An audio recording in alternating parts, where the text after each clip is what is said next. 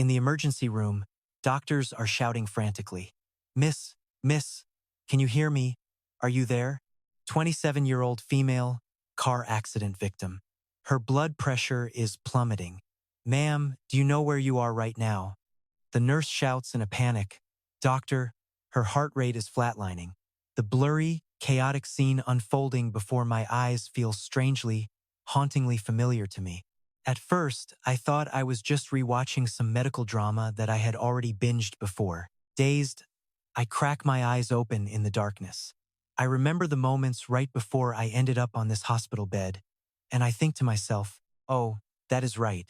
A truck hit me on my way home. This is not a television show, it is actually happening. My eyes slowly drift shut, even though my mind is still completely sharp and awake. Hearing real vitals in a real hospital, I thought I would only be this lucky after I was actually dead. Then, I open my eyes and realize I have become someone else. I am sitting next to a child, eyes squeezed shut, thinking I was a goner. But when I finally look around, I realize I am a prisoner locked away on death row. I am 27, and for 15 years, I have been obsessed with a medical drama called Maxim. A show is not complete without the smell of a sharp scalpel. I am a total medical drama nerd. Rewatching the same series dozens of times is just a normal Tuesday for me. I have watched almost every medical scenario out there. Respiratory issues, surgeries, you name it. I took my medical obsession very, very seriously. But one day, I got a message that left me stunned. It contained a link to a web novel called The Liberator of the Underground City. I had fallen for this genre before. While reading that novel, my eyes lit up like a pair of bright headlights. My entire worldview shifted. It was a long epic filled with romance and fantasy. The Liberator of the Underground City. And somehow, I ended up trapped inside a character from that very story. Astrid Opt, the Angel of Ob Street. She is my age and still single, even though she is well past the typical age for marriage. In a world where women are forbidden from having careers, she inherited a tiny clinic and spent her life helping the poor and weak. Her crime was practicing medicine without a license. Digging through her memories, Astrid realized that in this world, just being a good person is enough to get you sentenced to death. Right then, the little child beside me whispered, Dr. Ob. I turned toward him and gave a calm smile. Hey, what is it, Roden? There was one more crucial fact I could not ignore. His platinum blonde hair was a mess, but he was still beautiful with those sparkling emerald eyes. I was locked up with my favorite character, Roden. He called out Doctor with a look of total worry. He is adorable now, but later he grows into the legendary leader of the Liberation Army, the actual hero of this whole story. Astrid smiled, thinking that the childhood version of her favorite character was just way too cute for words. Roden called for me again, and I said gently, All right, what do you want to tell your doctor? He did not say anything. He just lunged forward and hugged me. I was completely caught off guard. Oh my, are you crying? I asked, worried. Are you scared? Do not worry, your doctor is right here with you. Roden buried his head in my chest and sobbed. But the guard said you are going to die tomorrow. I immediately shot the prison guard, a death glare. What on earth are you saying to a 10-year-old child? Look at what you did, you have completely terrified him. I gently patted his shoulder and whispered, Do not worry, Roden. Everything is going to be just fine. Then I thought, according to the book, the Liberation Army is supposed to come and rescue me. Astrid was supposed to be dragged to the execution grounds at dawn, but the rebels fighting against the Emperor's tyranny, the liberators are meant to save her. I just wondered, when exactly are they finally going to show up? If things keep going like this, I am a goner. Just then, a massive explosion rocked the building. I thought, they are here. At the same time, the guards started screaming and rushing to block the way. It is those damn liberators over there. I pulled Roden close, using my back to shield him from the chaos while wondering, this plan is not going to fail, right? After what felt like forever, a voice from outside the cell called out for Astridot. I turned around and realized this man was the deputy commander of the Liberation Army, Richard, the Gray Lion. He frowned and asked, Are you Dr. Astrid Ob? I complained to myself, why are you so late? I almost died. But I just replied, yes, I am Astrid Obers. Why were you looking for me? Just as I finished, more shouting erupted outside. Look, the gray lion is over there. Richard turned and coldly pulled the trigger on his gun. Then he said, there is no time to explain. You need to come with us now. I quickly told Roden, you have to hold my hand really tight. As we followed Richard, I thought to myself, of course, they were not rescuing her out of kindness. It was because of the leader of the Liberation Army, the man known as the King of the Underground City Jinn. He was dying, and I was not able to save him. He died after 3 months. Without a leader, the army scattered in every direction, and I also met my own death. Thinking about that made my heart feel incredibly heavy. If the real Astrid couldn't even save Jean, how on earth am I supposed to do it? I am just a normal office worker, a candy company employee. For heaven's sake, I don't know a thing about medicine. In 3 months, I am definitely a goner. I keep picturing Richard pointing a gun at me and saying, die, that quack, Astrid thought. Before I save anyone, I will be killed for being a total medical fraud. Still, I have been given a second chance at life, and I want to survive. I have to find a way out of this. It is the only way to stay alive. Just as that thought finished, Richard turned and spoke with total sincerity. Please come with us. We need you. Dr. Obsted put on a saintly act, claiming she was sorry for not even having a proper medical license to her name. She insisted she would only be a burden and apologized for failing to meet their high expectations. She squinted slightly. Long Tham thought it was enough, but there was one thing she missed. Right in front of her, Richard slowly drew his pistol. I will ask you one more time, he said. Are you coming with us? Astrid, the fake doctor, had 0 choices left. Her face went pale instantly. She stood there, frozen, staring down the dark barrel of the gun. Wait. Is he really pointing that right at me already? Is he actually going to shoot? I worked so hard to save his life he wouldn't kill me now, right? When she did not answer, Richard spoke up. Doctor, I cannot give you any more time to think about this. Just give me a straight answer. Yes or no. Astrid shivered. Looking into his eyes, she knew he was dead serious about pulling the trigger. There was no escape. I have to choose. Die later as a fraud, or die right here, right now. She lowered her head in silence. After a long exhale, she finally spoke. I will go with you. Just please, put the gun down. At the same time, she thought, I just want a long life. Seeing Richard holster his weapon, Astrid stammered, thank heaven. He pulled a piece of cloth from his coat. Thank you. Now, please wear this blindfold until we reach the underground city. We do not know if you will try to escape, and we cannot risk exposing the secret location of our underground base. Richard led Astrid and Roden into a dark alley. She stayed quiet, thinking, fine. If it has come to this, I need to stay positive. Based on the timeline, my modern knowledge is way ahead of this era, is it not? My patient, the Lord Merrill. She turned to the little boy holding her hand. This choice might actually help Roden too. Poor Roden, who lost both Astrid and Jean, the people he saw as his only parents.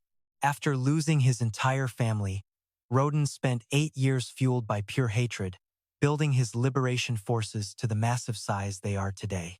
The original story was about freeing everyone in the Empire, but Astrid felt a wave of pity. Roden's life has been so incredibly tragic. She imagined his family watching from heaven, wishing him well, while he could only cry out for them. Thinking about it, that burden is way too cruel for a 10-year-old child. Honestly, every character in this novel is a walking tragedy. Besides, Asus loved Jine. He must have been forced to watch the person he loved die right in front of him. If my modern medical knowledge can help Jean even a little bit wait, thanks to modern science, my own lifespan has already increased by a whole year.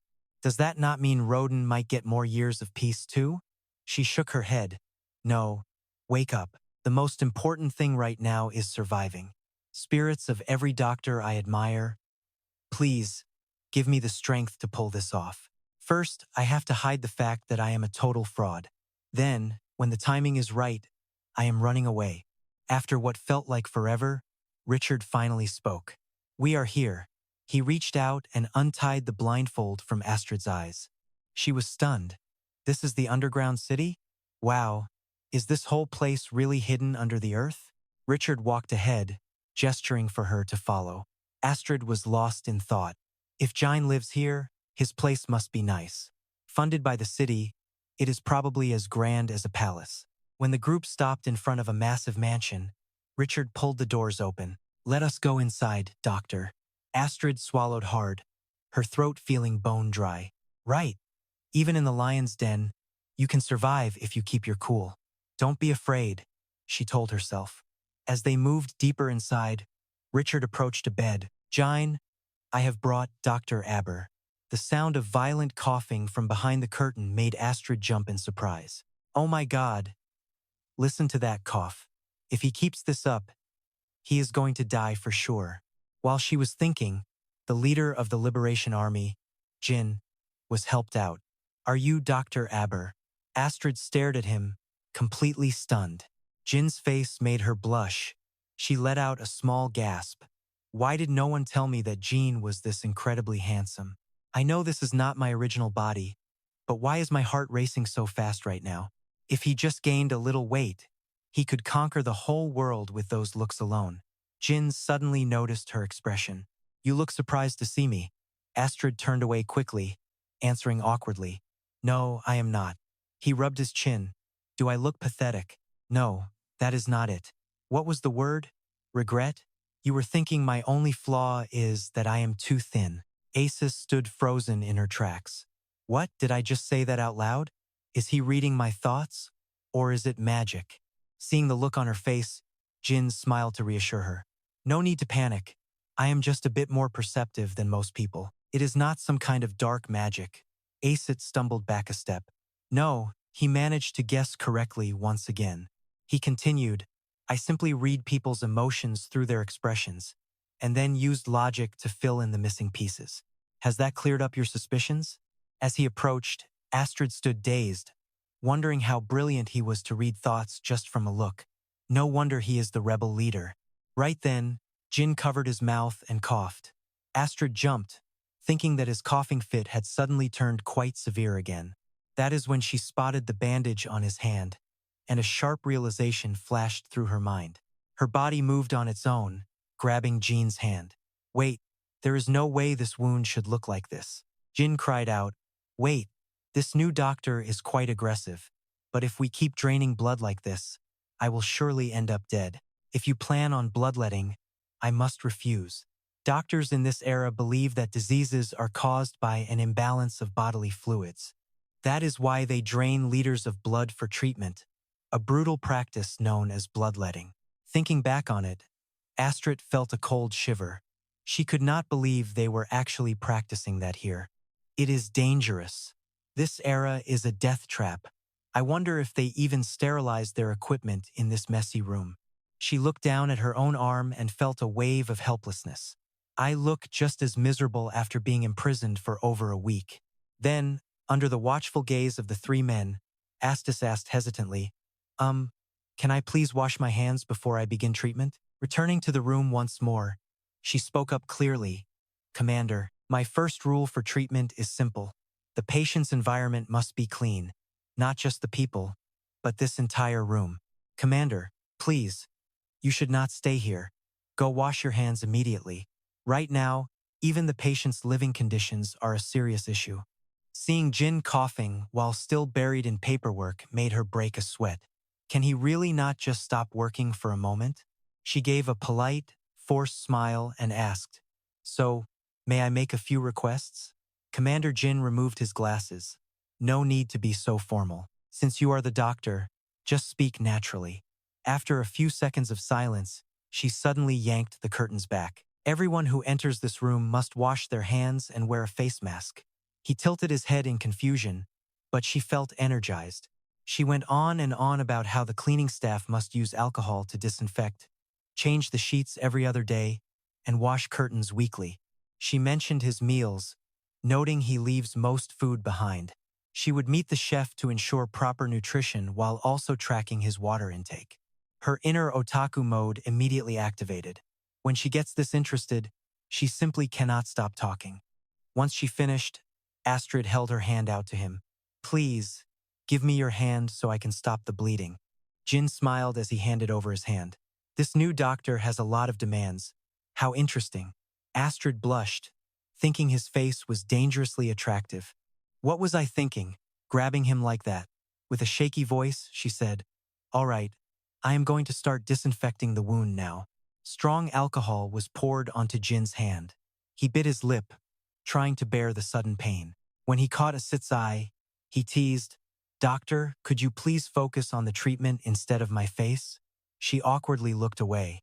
Luckily, the wound is not severely infected yet. She glanced at the medicine tray, wondering how this underground city had everything. After finishing the bandage, she said seriously, Please, do not forget a single word of what I just told you. Roden lowered his voice and repeated her words.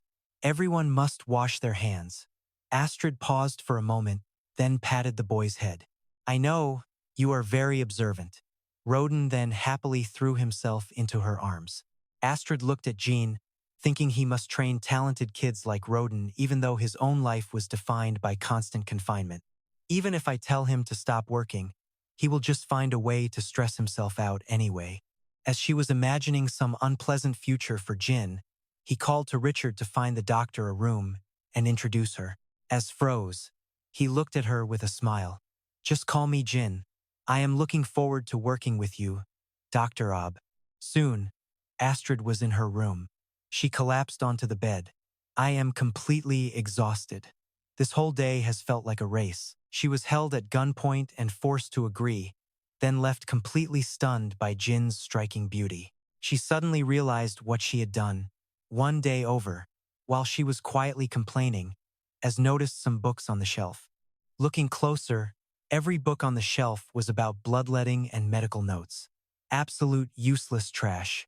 She got up, thinking they all had to go. Suddenly, a book fell to the floor and flipped open right in front of her. Astrid frowned. Is this a medical error report?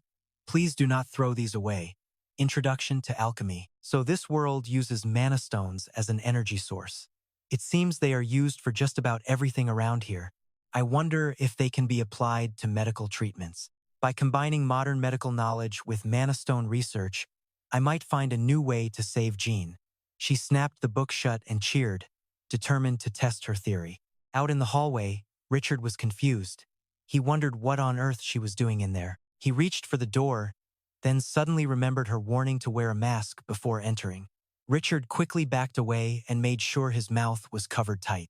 Once he found something to cover his face and finally stepped inside, Jin looked at him with pure suspicion.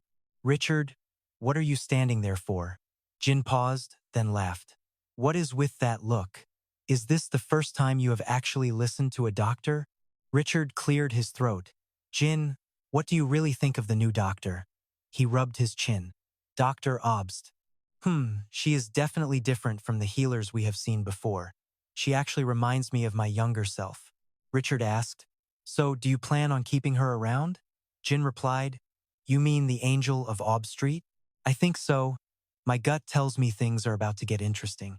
The next morning, Astrid began her rounds like a true professional. When was your longest coughing fit and how many minutes did it last? Jean answered her very seriously. A few days ago, maybe 10 minutes. She took notes and asked about his daily water intake. He avoided her gaze. She nodded, asking about his sleep, and he said it depended on his schedule. A tiny smile touched her lips. Inside, she was thrilled. This feels like being a real doctor. I have always wanted to write a patient medical chart. With his sharp eyes, Jean immediately noticed the spark of joy spreading across her face. For some reason, she seemed more excited than yesterday. Astrid then asked, How much do you eat? He rubbed his chin. 1 meal a day, maybe just a few spoonfuls. Astrid froze in place. She felt the sudden, burning rage of a person completely obsessed with proper nutrition. Excuse me? No wonder you are skin and bones. I need to fix your lifestyle habits before anything else. If this keeps up, your body will give out before I can even treat you. So, we start with food. A special vegetable soup for patients. My secret recipe, made by pureeing various easy-to-digest greens. Shortly after, Astrid set the plate down. Here you go. I worked very closely with the chef on this dish. Jine hesitated for a moment, then picked up his spoon. Fine, I will eat. As he took a bite, Astrid felt as nervous as a royal chef. Please, let him like it. Jane finally put his spoon down and smiled. This is actually delicious. Astrid cheered silently to herself. Since his stomach is clearly weak, I will stick to light, easy-to-digest foods for now. Once his digestion improves, I will start the real nourishment. Noticing Jin staring at her in silence, she grew curious. Why did you stop? He answered her very casually. Because I am full. Inside, Astrid felt like a lightning storm was erupting. What? You have to eat to get better. Even if I have to force him, I will make him eat. She put on an annoyed face. You are not doing anything until you finish. Today is work and the meeting with Roden are cancelled. Jane gloomily picked up the spoon again. You certainly have a talent for making threats. Astrid puffed out her cheeks. Am I really as bad as your friend? Suddenly, the spoon slipped from his hand. Astrid jumped. What is it? Jin groaned, acting weak. My hand hurts. I do not think I can eat anymore. Her face went stiff for a second. Excuse me? He continued. If you really want me to eat, why don't you feed me? The doctor gritted her teeth. You are just getting back at me, aren't you? I am not doing that. But his health was too important to ignore. She let out a long sigh and picked up the spoon. Open wide. Now it was Jean's turn to freeze. Things had actually gone this far. He slowly opened his mouth and took the bite. As he savored the food, Astrid blushed. How am I supposed to react when someone who looks half dead starts flirting with me like this? The moment passed, and Jin spoke up. Just as I expected. It is great. Not long after, with the plate finally empty, Astrid asked, So why exactly can you not eat more than this? Jin wiped his mouth. Indigestion is one thing, but I have no appetite because there is always a taste of blood in my mouth. Astrid noted that down. I see. I will find a way to fix that. Rest until your next appointment. She stepped out and leaned against the wall. He made me do something so embarrassing. The symptoms looked like a respiratory disease. She needed to fix his lifestyle and improve his environment. Luckily, she had cleaned the room so thoroughly that they did not need masks when they were alone. I wish I had a humidifier or something to clear that blood taste. I wonder if I can build one using alchemy? Just then, a voice called out, snapping her out of her thoughts. Dr. Obbs turned her head, surprised. Roden, Lord Waisha, did you sleep well? On your way to see the boss? The boy asked. Yeah, doctor. You okay, though? She paused, confused by his sudden concern. Wait. What? Roden shouted. Richard literally aimed a gun at you. Astrid stammered. Oh, that. I'm fine. Really. And you? He said he was fine. To him, the world was just like that. Astrid stared in shock as Roden calmly explained that Richard's methods were actually quite mild. Her face went pale. What kind of terrifying world was this kid living in? Then Roden added, Actually, I'm just glad Mr. Richard saved you, doctor. You must have been scared, so I'm sorry. She realized then that Roden had grown up in a very dangerous place. She hugged him tightly. Don't be. Thank you for worrying about me, Roden. After a few minutes, he waved and said he had a meeting to attend. Astrid nodded, saying goodbye. That left just her and Richard standing there, both looking a bit awkward. He hesitated when mentioning yesterday, making Astrid flinch back. Richard bowed his head, his voice sounding rather cold and distant. I won't apologize. Saving Jane was too important to me. Astrid waved her hands dismissively. What? It's fine. I really do understand. He looked up. Surprised she understood, Astrid smiled. I know how hard it is to protect a love that beautiful. She thought, I know exactly how much he wanted to save Jean. He scratched his neck, his face turning slightly red. You're not like the rumors. I thought I'd grabbed the wrong person. My apologies. Astrid's smile suddenly froze on her face. Rumors are always exaggerated, right? She laughed nervously, thinking, oh, so you mean I don't look like some angel? She changed the subject, asking for a favor in place of an apology. Richard agreed to listen. When she asked about alchemists in the underground city, he confirmed they were there. She leaned in, eyes lighting up with excitement. Can I meet them? I need their help with Jean's treatment. Richard turned around calmly. Fine. I'll take you to their workshop right now. He opened a door. This way. Rick, you've got a visitor. The man inside turned around. A visitor? Who? Richard started to introduce him as the local alchemist. But before he could finish, Rick cried out in surprise. Dr. Obb. It's been a long time. How have you been?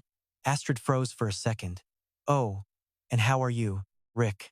That name sounded so familiar. Where had she heard it? Then, after a few seconds of thinking, she gasped, Rick. He smiled warmly and said it was good to see her again. Rick was the older brother of the little girl Astrid unfortunately couldn't save 5 years ago. She never expected to find him here. He asked again how she was doing. Astrid looked down, her response feeling a bit awkward. Oh, well. Standing between the two of them, Richard quickly turned to head for the door. I have some things to discuss with Jean, so I'll be going now. Astrid was stunned. Wait, is he really just ditching me like that? Since she wasn't the Astrid he knew, she had no idea how to act around him. Once the door closed, Rick asked quite hesitantly, So, Astrid, are you here as the leader's personal doctor? Astrid stammered in reply. That's right. How did you know that? Rick said casually, I'm the one who recommended you to Richard. Hearing that made her feel incredibly guilty. Don't you hate me? Rick just smiled. Why would I ever hate you? Rika loved you so much. Astrid went silent, tears stinging her eyes. She really thought he'd hate her. She took a breath and changed the subject. I didn't know you were an alchemist. Rick said after leaving AUB and joining the army. The leader taught him. Astrid thought silently, is there actually anything in this entire world that Jin can't do? Stay healthy? Maybe? Then she asked, Wait, don't tell me that ointment for the wounds was made by you too? Rick answered, Yes. Have you used it already? She rushed forward and grabbed his hands. Of course. It helped so much. Rick, you're a total genius. It felt like just yesterday she was teaching him to read. And now he was so grown up already. After a few moments of silence, Rick blushed and called for the doctor. She tilted her head. Yeah? What is it? You seem a little different than before. Astrid was internally startled. Really? I'm not so sure about that myself. She thought, that was a close one. Then she quickly asked, Wait, was the hot water system also made using your alchemy? Rick started to answer, but then a sudden voice interrupted them. Actually, I made that. Hello, I'm Louis, the underground city's engineer. Astrid reached out. Nice to meet you. I'm Astrid Obb. Louis smiled warmly, telling her to relax since he was younger, making her respond awkwardly. Oh, is that so? She quickly changed the subject. More importantly, what do you think of the bath here? Astrid replied, It's amazing. I was so surprised when I went to wash up. A bathroom where you can just adjust the temperature. It's almost like. She stopped herself. She couldn't exactly say it felt like the 21st century. Then she added that it was like technology you'd only see in a dream. Louis just laughed, not suspecting a thing. Pretty cool, right? The principle is simple. We use a water magic stone for clean water and a fire stone for heat, Astrid asked. So it just works forever then, right? He explained that once the mana runs out, you have to replace the stone. Hearing that, Astrid couldn't help but feel alarmed. Wait, aren't magic stones incredibly pricey? Lai shrugged. It's fine. Rick said there's a mine nearby anyway. Besides, our leader is a sharp entrepreneur. He's making a fortune. Astrid asked if she made Richard's gun.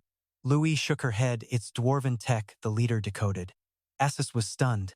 Dwarves are long gone, she added, but their technology was legendary.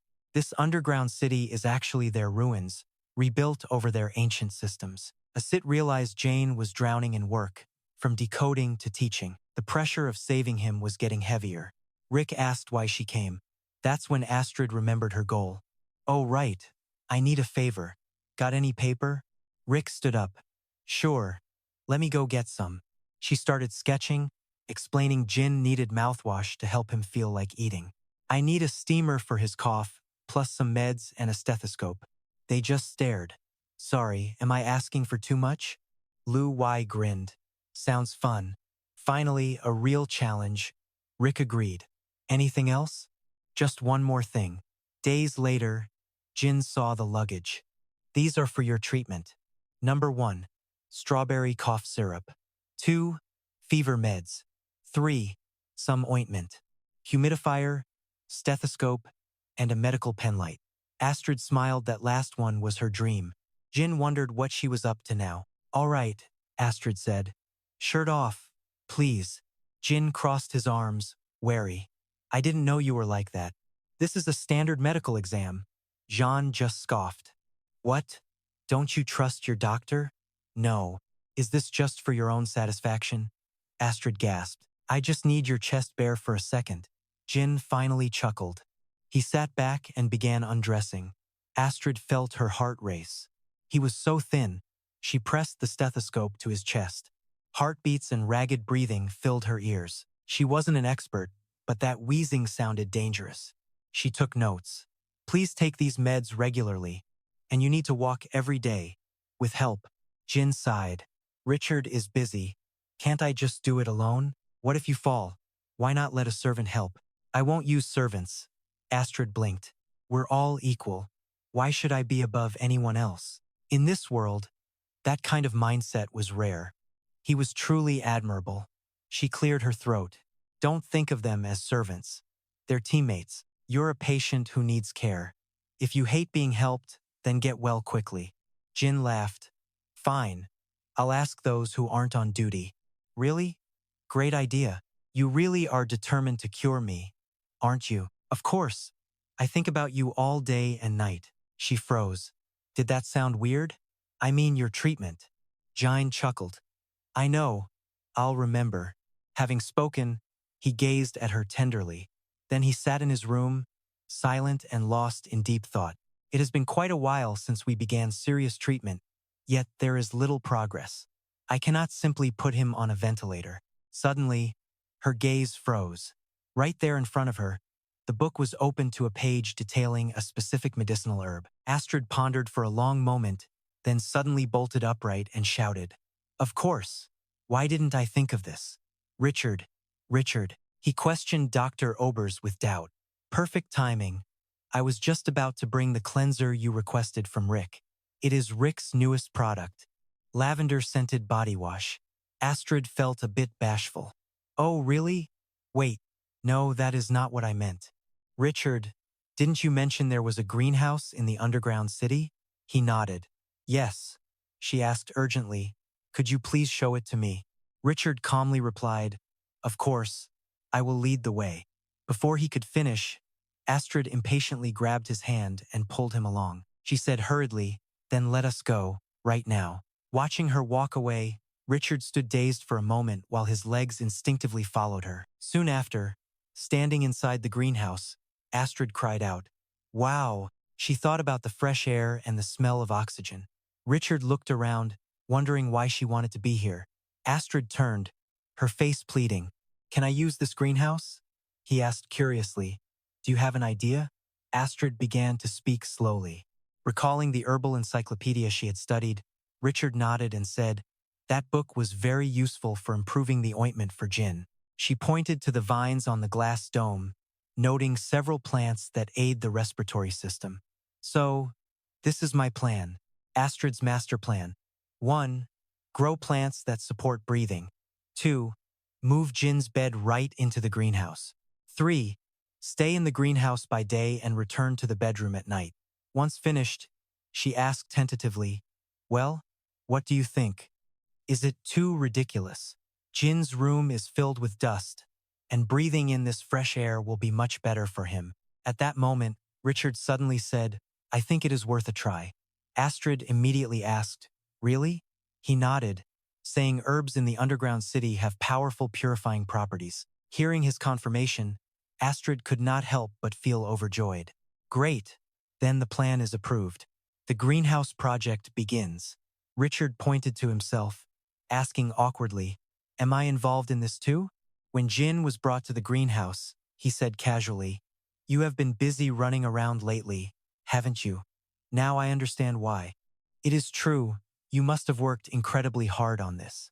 She smiled brightly and asked, "Isn't it wonderful?" Richard spoke up, "Don't forget, she even scrubbed every hidden corner until the very moment you arrived." Astrid cried out, "Why on earth did you tell him that? Anyway, how do you feel? Do you notice any difference?"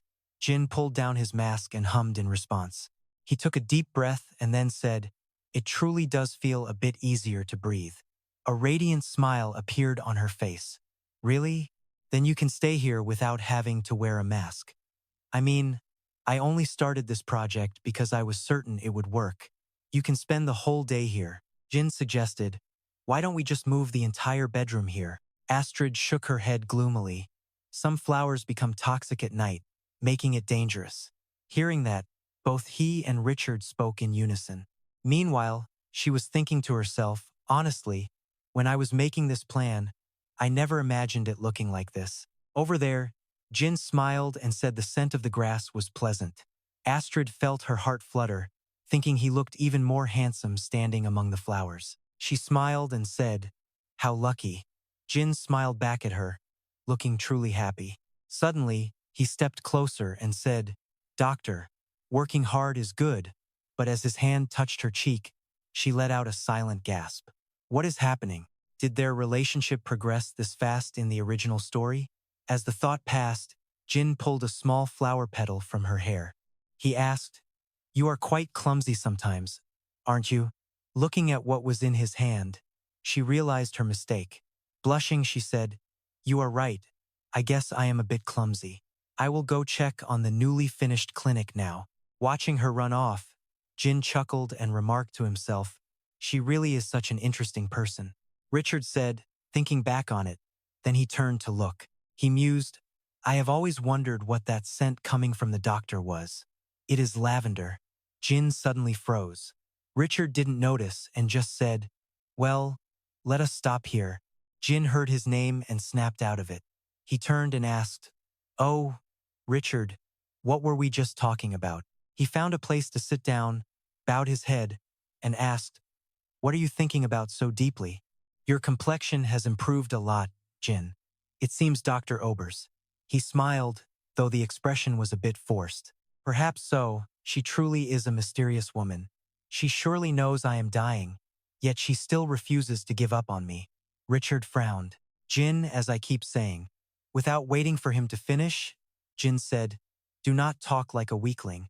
I know," thinking to himself, "but Richard, if I am gone, you will have to lead the liberators.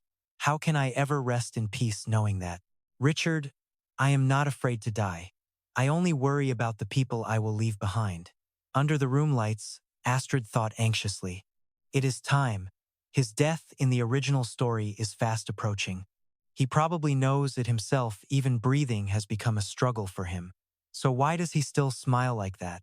As if he is completely unafraid of the end. Is my treatment plan actually doing anything to help Jane? My confidence is shot, but I need to save him. It's not just because of his status. So then, why do I care this much? Stop it, I tell myself. What am I even thinking? Saving lives is just part of the job. I really need to get some sleep. But staring out the window, I freeze. My heart is racing and the anxiety won't quit. This doesn't feel right at all. Maybe I will only find peace once I see him breathing with my own eyes. No matter how much he works, he must be asleep by now. Just a quick look at his face and I will leave. As I crack the door open, I spot someone slumped over in a chair. I cover my mouth. Oh, it is that caregiver he told me about. Git, one of his main caregivers. I tiptoe inside, desperate to stay silent as a shadow.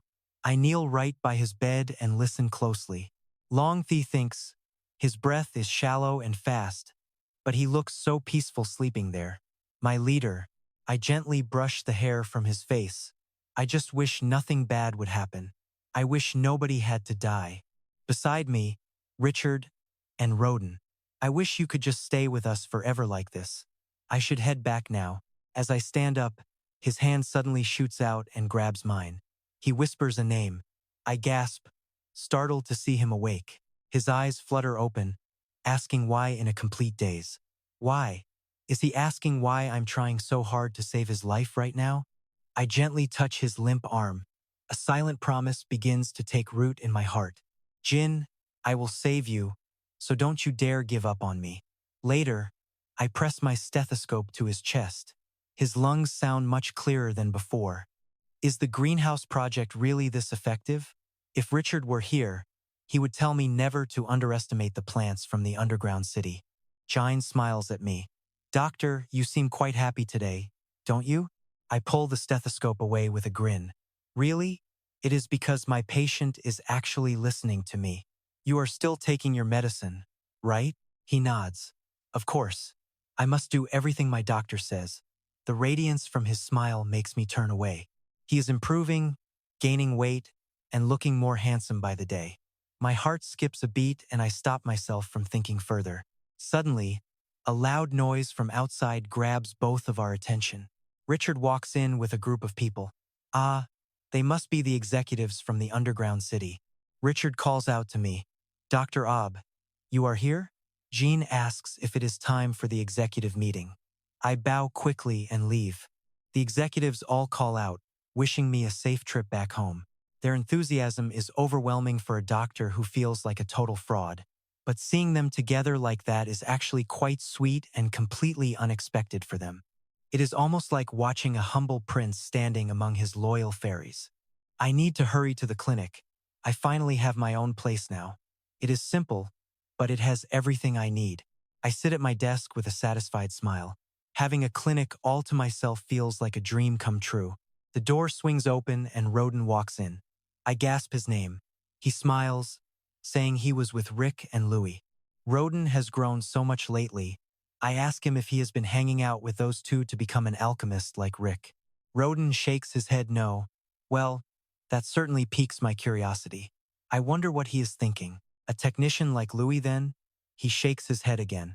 I wonder if he is destined to be the one who saves the Empire. Roden gives me a bright, beaming smile. I want to be a cool doctor, just like you, he says. His words hit me like an arrow to the heart. I scream with joy internally. Roden! I pull him into a tight hug.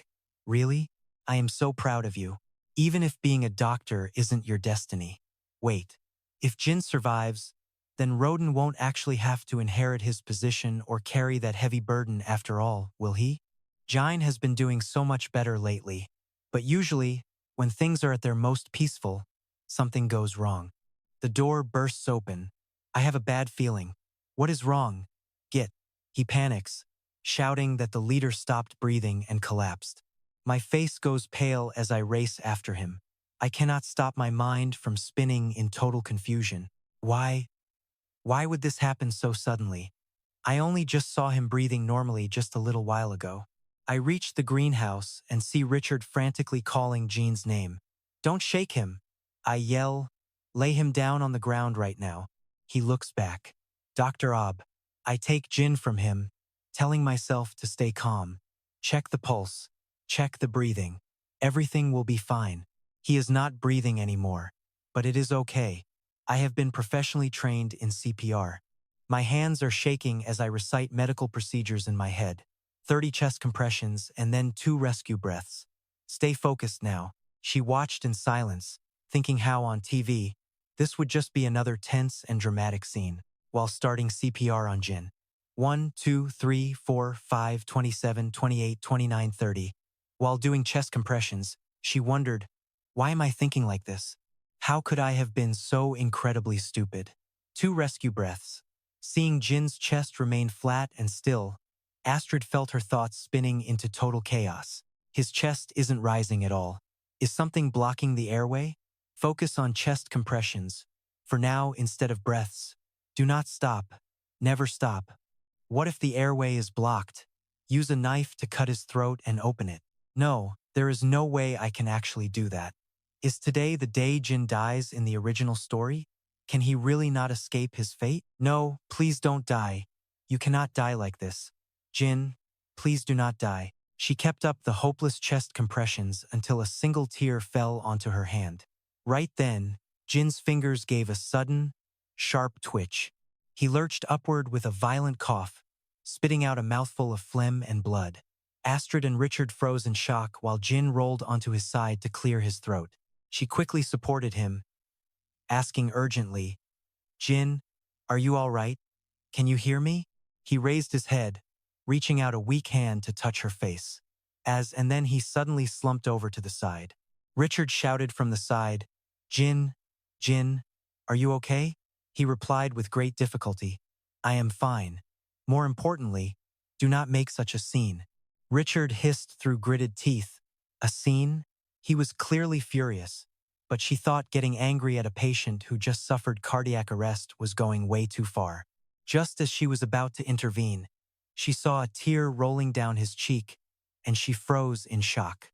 Richard growled through gritted teeth, "Are you serious?" It was only then that Astrid realized, wait, is he actually crying? Richard? The gray lion Richard is actually crying? The man who follows Jin? Leader of the Liberators and head of the Black Spider? Richard, the wanted criminal with the third highest bounty in the entire empire. And he is sitting here crying? Suddenly, Richard turned and grabbed her hand.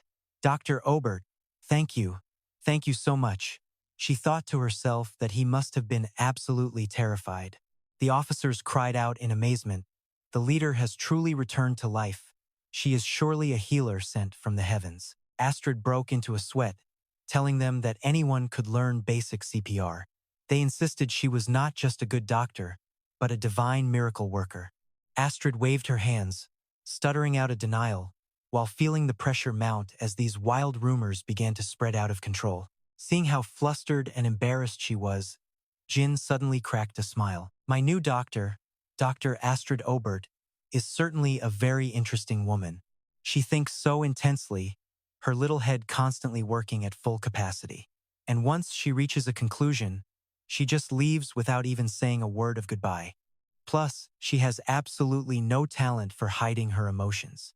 You can tell exactly what she is feeling just by looking at her, which makes watching her quite entertaining. Even though she seems flustered every single time she comes to treat me, she never tries to run away like the other doctors. She is not afraid of me. For instance, whenever I eat, Astrid actually claps and praises me. Good job. Honestly, it seems as if she actually finds me somewhat cute. Even after being disappointed by my condition time and time again, her eyes always sparkle with hope soon after. I have started to wonder what is actually going on inside her head. I simply followed that curiosity. By the time I realized it, my eyes were constantly tracking her, and I was caught up in this new mystery I had just discovered. Perhaps because I was so swept up in that feeling, I forgot that my life is nothing more than a candle that could blow out at any moment.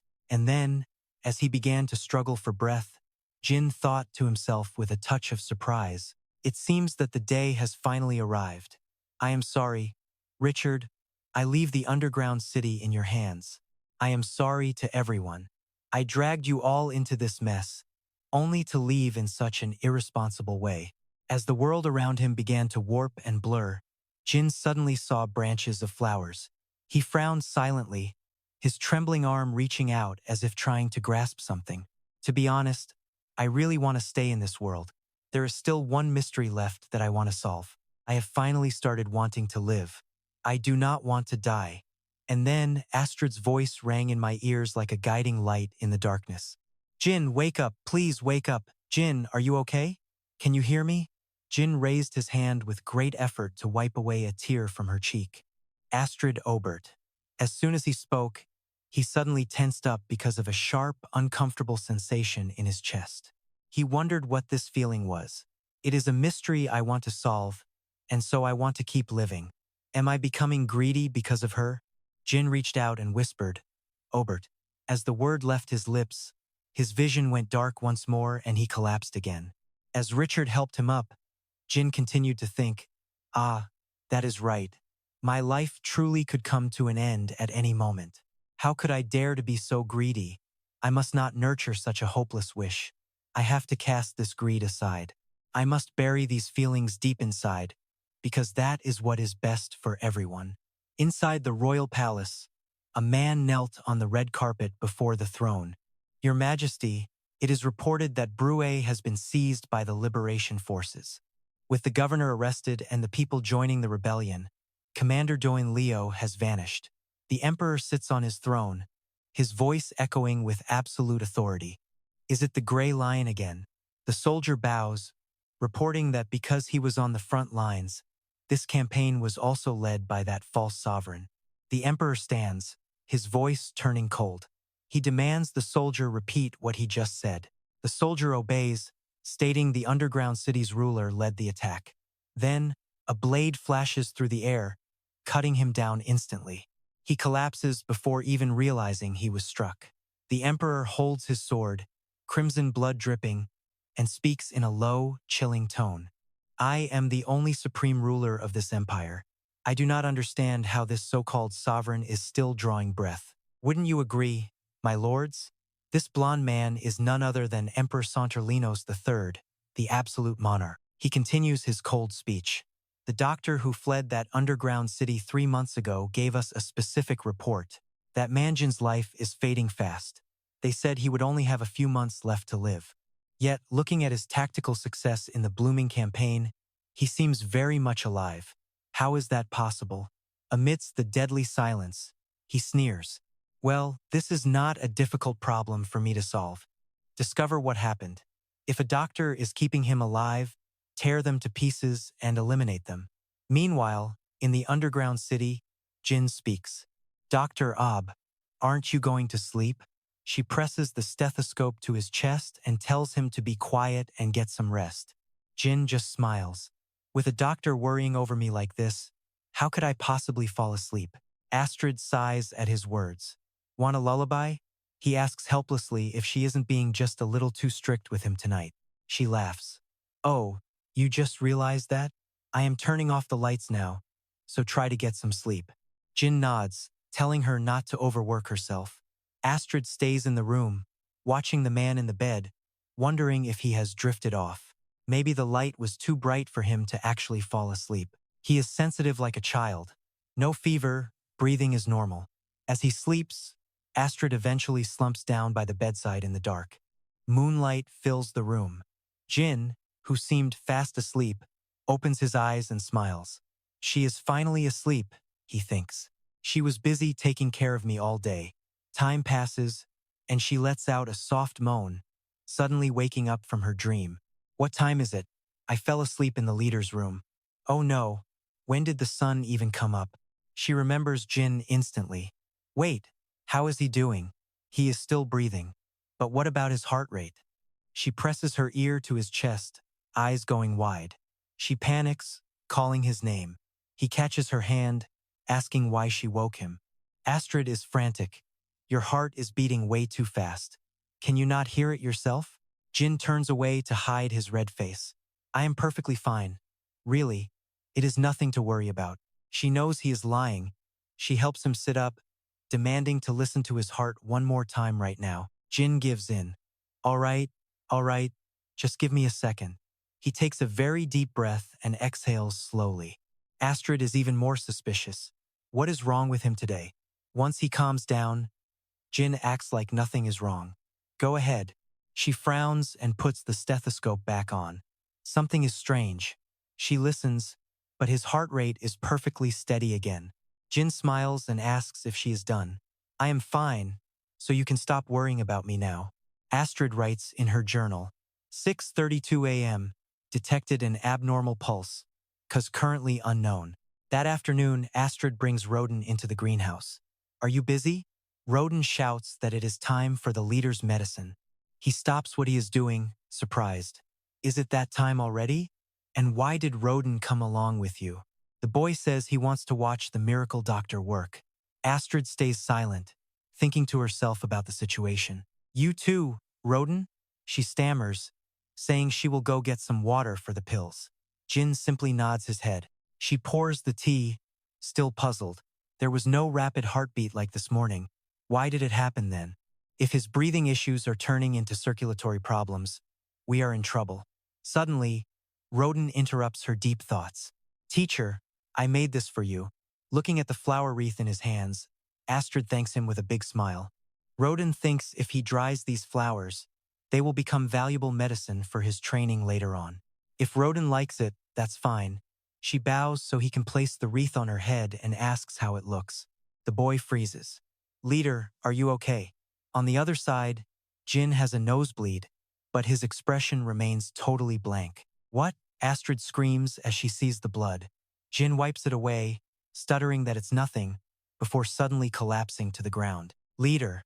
She frowns, wondering why he is acting this way and what is happening to him. A few days pass after that strange incident. Richard knocks on the greenhouse door.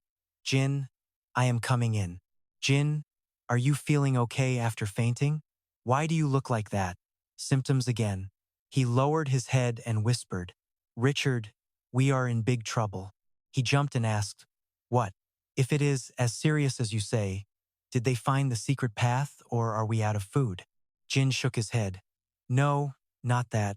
I want to live. Richard froze, looking completely lost. What? Jin continued. I have decided that I want to live. I do not want to die. He thought, I want to be happy for myself, not for anyone else. Jin began to tremble without even realizing it. What should I do? Richard, I am afraid of death. He clenched his fists, his voice full of anger. So, does that mean you wanted to die before? Jin looked up and spoke slowly. It is not that I wanted to die. I just never thought I would live long, so I was not afraid. Richard sighed. Well, that is a good change. Wanting to live is great news for me. Jin's eyes turned somber for a moment. If my health fails again, Richard will be even more heartbroken. Suddenly, Richard flicked him right on the forehead. Jin, you think too much. That is your problem. Just be happy that you are still breathing for now. Dr. Obst must be an incredible doctor. She even managed to find a way to heal that heart of yours. His face turned bright red with guilt. Richard noticed and asked, Jin, what is wrong? Do you have a fever suddenly? Wait here. I will get Dr. Obst. Jin jumped. What? I am fine, Richard. But he was already panicking. Face is burning up. Jin said shyly, Richard, I think I like her. The doctor? Richard froze instantly, dropping his files all over the floor. He stammered, what? Meanwhile, back in the clinic, Astrid was busy writing in her journal. 3 months have passed since Jin nearly died. Luckily, he is still with us. I am glad we escaped the original plot, but the joy was short-lived. Jin's body is acting strange again. He had a nosebleed last time and even passed out, scaring everyone to death. Not only that, his heart has been racing much more often lately. I fear that no matter what I do, Jin is destined to die. Please, I just want him to stop scaring me. She sighed, resting her head on her hand. I just want him to be out of pain. Suddenly, someone shouted outside, Dr. Obst, the wounded are coming in. Astrid jumped, then remembered there was a major battle happening today. She hurried over. This way, please. None of these wounds seem life-threatening. Thank God. Richard helped someone in. Dr. Obst, look at this one first. His arm has a very deep gash. Astrid pointed to a bed. Lay him down here. I need to stop the bleeding first. Seeing the wound, she thought, a cut this deep needs stitches. Can I actually perform a procedure like this? Astrid was good at sewing, so she could probably do it. A bit later, she looked up. Done. Richard, you are bleeding too. He hesitated. I am okay. Astrid snapped. But you are bleeding. Without waiting, Richard turned around to leave. Then I will be going now. Astrid called out, wait. If you leave like this, Jin will worry. You know stress is bad for him, right? Richard looked at her hand on his arm and gave in. Fine. Just a quick treatment then. Astrid clapped her hands. Good choice. Must have been a massive fight. Richard just nodded. Yeah.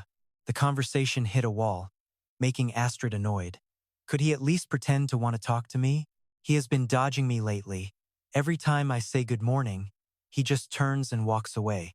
Thinking about it made her feel a surge of frustration. If I did something wrong, just say it. I cannot exactly talk back to a scary lion. Why keep running away? Richard finally spoke. Doctor? Astrid looked up. Yes, he blushed. Why are you staring at me like that? She snapped out of it. Oh, sorry. The treatment is all finished. I have to go check on the other patients now. Seeing her run off, Richard blurted out something, but then he lowered his hand, thinking, you crazy idiot. Get it together. Stay calm. Richard, she is the woman Jin loves. He remembered Jin saying, I think I really like the doctor. Now that he has been honest about his feelings, I have no reason to feel this way anymore. All I have to do is get over these emotions and keep avoiding her. Yeah, just do that. Deep in thought, he pushed open the glass door. Jin, I am coming in. Inside the room, Jin lay on his back reading, not even turning his head. You're back, Richard. Richard frowned, wondering why he was reading like that. Was his health finally improving? He reported everyone had returned safely. Jin suddenly asked about the armory. Hearing that, Richard immediately fell to his knees. Jin, I'm sorry. We failed to take the armory. Jin sat up, dropping the book. What? Why? How? I calculated every risk. Richard whispered the news. The Black Spiders arrived first. The Black Spiders were another rebel group fighting against the Imperial Army. They shared the same enemy, but they wanted all the resources, making them rivals to the Liberation Army. Richard continued, we expected the Imperials, but the Black Spiders were already waiting. They knew we were coming. It was as if they had anticipated the Liberation Army's every move. Sudden, heavy gasping filled the room. Jin, are you okay? Jin covered his mouth, groaning in pain. Richard rushed over. Jin, what's wrong? Jin collapsed. My head, it feels like it's splitting. Richard screamed, someone get Dr. Obst. Elsewhere, Rick called out for Astrid. She turned around. Rick pouted. You always ask Louise for help. Is there nothing I can do? Astrid smiled. Truly adorable. I need a numbing agent. Can we make a pain blocker? Rick froze. Wait, what? It's possible, but why make poison? Astrid realized numbing agents were considered toxic in this world. No, it's for medical treatment only. The door burst open. Richard panicked. Dr. Obst, come quickly. Astrid raced toward the leader's room. His health had been getting so much better lately. He hadn't coughed blood in ages. Plus, I'd never seen Jin look so terrified before. She rushed in, offering a vial. Make him drink this right now. Astrid was glad Rick had the sedative ready. It would keep the patient from struggling. The room went silent. Astrid stepped closer. Jin, are you all right? He looked up, his eyes filled with sheer terror.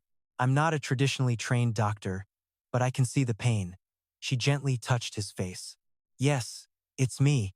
She realized his current condition was entirely psychological. She whispered, it's okay. Fetch the sedative from the clinic, please. He nodded. Later, Astrid said, Jin's asleep. Now, tell me what happened. Richard sighed. I've never seen these symptoms. It's impossible to know the cause. I need the full story to make a proper diagnosis. He gripped his wrist, hesitating. It's my fault. Jin is like this because of me. Wait, what? Richard stammered. I touched an old wound. I thought it had healed. I didn't realize it was still smoldering inside. Astrid thought to herself, you absolute idiot. He had trauma. Richard triggered it. Did you touch it on purpose? He shook his head. Then don't blame yourself like this. Jin would be heartbroken to see you suffering. He still seemed hesitant. Astrid realized she knew so little. What caused this violent panic? Don't worry about Jin. Rest. You're hurt too. He shook his head. She sighed in frustration. So stubborn. He'd been avoiding her. But did he need comfort now? Even so, how could she just stand there and watch him suffer? Forget it. Astrid hugged him. It's okay. I'll tell you when he's awake. Richard, that is a direct order from your doctor. He blushed and whispered a thanks. That night, a nightmare came. What do we do? You're losing way too much blood. Jin, stay with me. Don't you dare close your eyes. His voice was fading. This isn't your fault. Please, don't suffer because of me. He smiled, then his hand fell limp. Astrid screamed, No, Jin, please do not go. I bolted upright and gasped for air. I realized it was that nightmare again. Ever since I met Jine, these nightmares have been relentless. Still, I am thankful it was only a dream. As long as Jane is alive and breathing right here beside me, that is more than enough for me. If Jean were to pass away one day, just the thought of his death alone is already too painful. But if I heard Jean's final words, the ones the original Astrid heard, and knew I could never hear them, it would be unbearable because I am not the Astrid he loves. No, today is special. No more moping around. After putting everything into convincing Richard, I finally secured a day of vitamin D and sunshine for Jin today. Since he recovered his strength following that last panic attack, he absolutely needs to get some sun today. The glass door slid open and Jin immediately asked, "Doctor, are you here already?" I gave him a smile and replied, "Yes. But first, let me check your temperature, please." While he held the thermometer, I thought about how he always wakes up early despite having so little energy. He pulled it out and asked hopefully, "Well, I am okay, right?" I frowned. 37.7 degrees. He let out a breath and asked casually, "That is basically normal, right?" I knew that temperature was a problem. I coldly noted it on his chart. "Our walk today is cancelled." Jin cried out, "Wait, why cancelled? Do you know how long I have waited for this?" "I am fine." I could not stop worrying. "But what if you go outside and catch a cold for no reason?" "A summer cold?" he asked, surprised. "Please, doctor, I promise to listen to you." I stepped back, blushing. Why is he so cute when clingy? Thinking back to the first time I met Jean, he really has changed so much since that day. "Fine, if I bundle you up, it should be okay. But you must eat breakfast without any complaints." Jin looked gloomy at that. I narrowed my eyes at him. "Do I have your word on that?" He pouted like a spoiled child. "Fine. Rye bread, fried eggs, plenty of protein, veggies, and fruit juice." Watching him eat, I covered my mouth in total shock.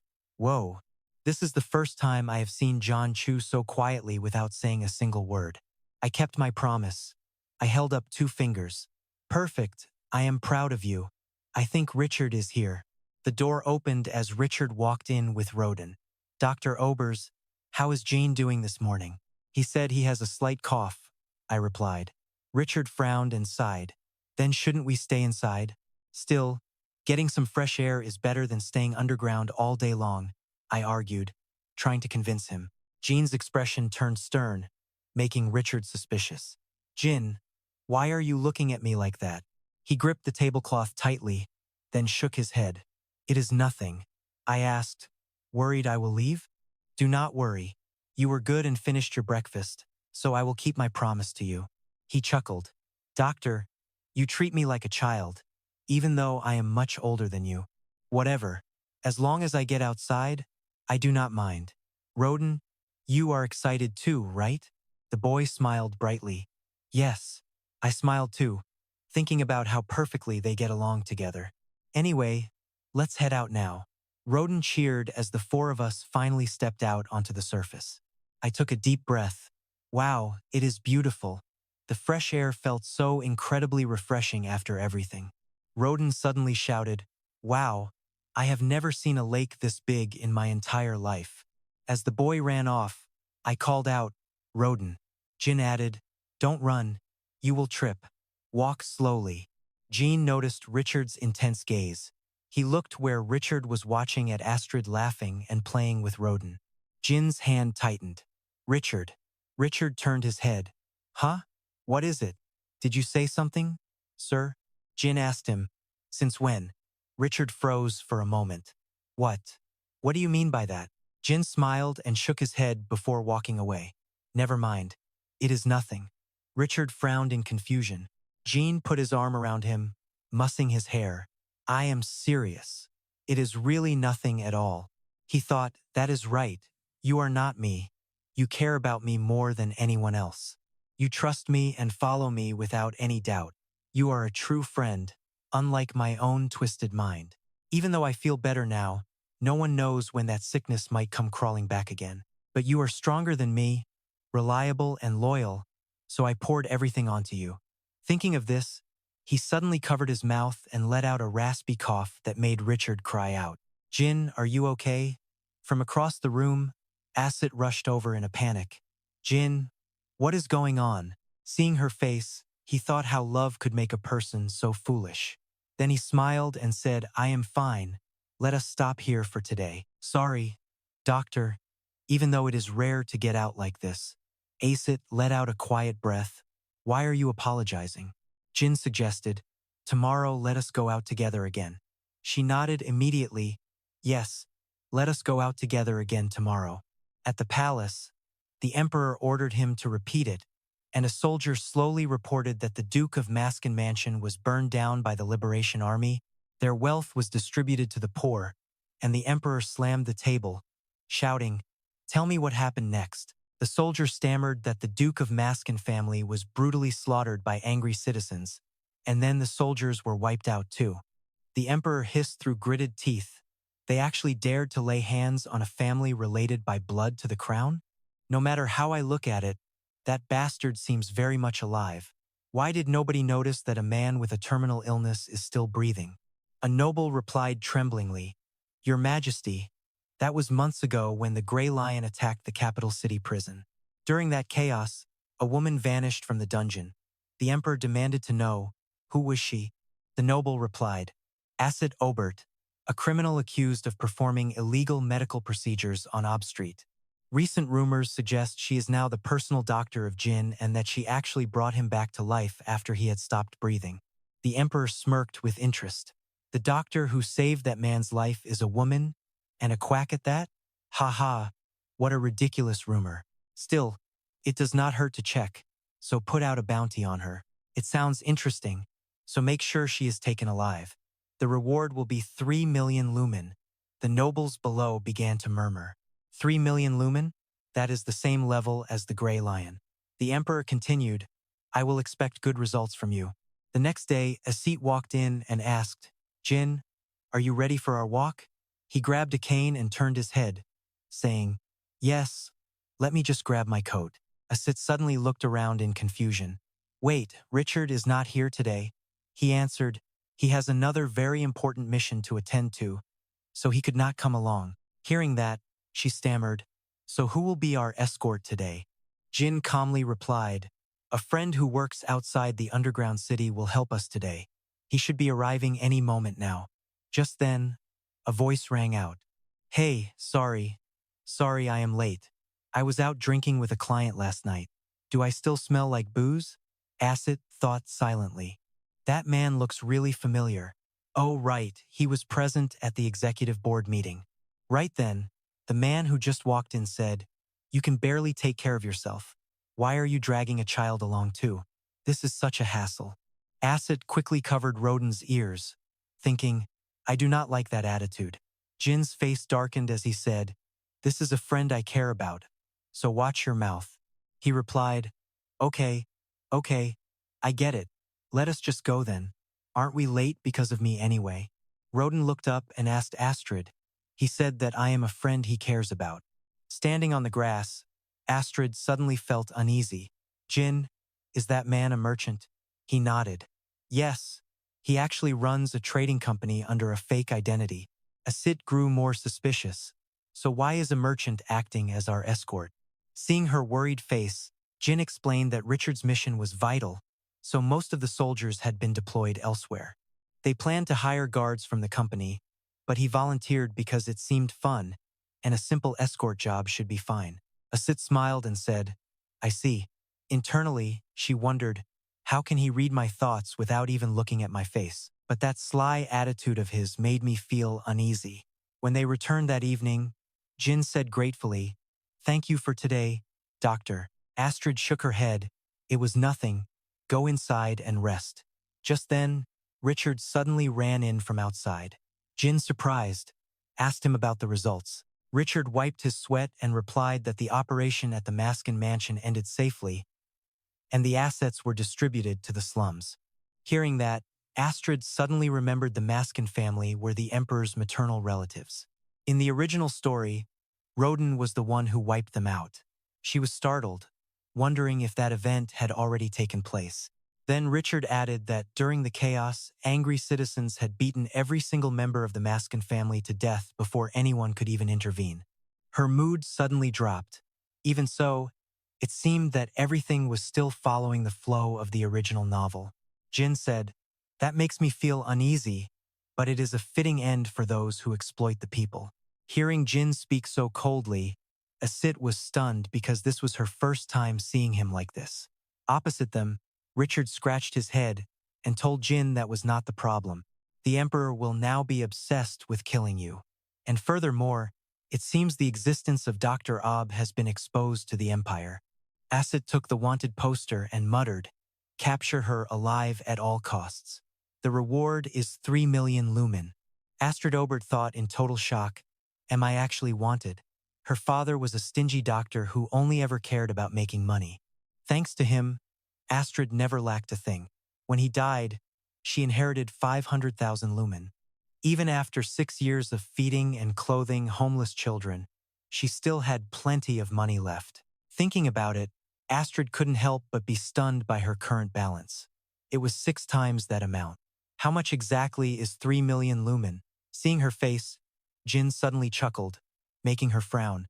Jin is laughing, and he tells me that our dear doctor has actually become quite a famous woman lately. I never expected your bounty would be equal to Richard's own price. Seeing him blush and nod, Astrid raised an eyebrow. Why are you so shy?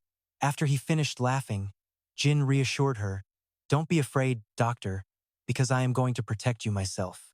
Richard chimed in as well. "That is right, doctor. We will ensure your safety no matter what it takes." Astrid gave a forced smile, feeling somewhat relieved, but seeing how weak they looked while promising protection was actually kind of cute. Honestly, I'm a lost cause. Days later, Astrid was still restless, likely worrying about her bounty. Lately, I have had nothing but anxious dreams. I'll finish cleaning and then go for a walk with Din. Opening the clinic door, she suddenly froze. "What, Roden? Why are you here?" The boy replied that his stomach had been hurting since breakfast. Astrid walked toward the medicine shelf. "Oh dear, is it indigestion? Take some medicine. Now, let me see your hand." Roden reached out. "All right." Seeing his gloomy face, she felt worried. "You look much more tired today, probably from being sick." But then she asked, "Roden, is something bothering you, or do you just feel weak from the pain?" The boy answered, "Well, yesterday someone called me a nuisance." Roden lowered his head insecurely. "The leader and doctor are busy, so I was afraid I would be a bother." Astrid silently gritted her teeth. "Honestly, I really should have tracked that person down and given them a piece of my mind. I can't believe a child has to be so cautious around adults." She called to him, "Roden, why say that? You know how much I care. Even the leader said you are a precious friend, right? There is no way we would ever consider a precious person a nuisance." Roden's eyes welled up with tears. A precious person? She told him not to listen to those words anymore. The boy sniffled and replied, "Yes, doctor, I feel better." Astrid laughed. "Really? Well, that is great news." After being comforted, Roden asked, "Doctor, why is there no disease you can't cure? When I grow up, I want to be a doctor just like you." Astrid recoiled and coughed. "That's not it, Roden. There are many diseases I can't cure." The boy said seriously, "Then I will study harder. I will study well and become an even better doctor than you. Then I'll create a happy world where no one ever gets sick." Astrid hugged him tight. "Our Roden can do anything." She thought to herself, "After all, you are the protagonist who saves the world. But just for today, let's skip our walk." Roden asked sadly, "Why?" Astrid spoke to him quite sternly. "Even if it's a shame, you must rest when you're sick." The boy bowed his head and obeyed. "Then I'll walk with the leader instead. Next time, even if your mind is a mess, remember to chew your food carefully." Roden stood up and spoke politely. "Yes." As he left, she thought how well-behaved he was, maybe even more mature than a certain leader. Time to get ready for Jin's room. Why did that nightmare suddenly come back? I have a really bad feeling about this. Astrid opened the door. "Jin, I'm here." He smiled. "Well, look who's here. Isn't it our very own wanted doctor? She blushed deeply. Bad feeling? Please. He clearly has enough energy to tease me. She looked down and told him to bite the thermometer. 36.9. Finally up to 36 degrees. Your condition seems to be quite good today, sir. Jin answered, Yeah, I slept very well. Astrid sighed in relief. See, it was just a silly dream.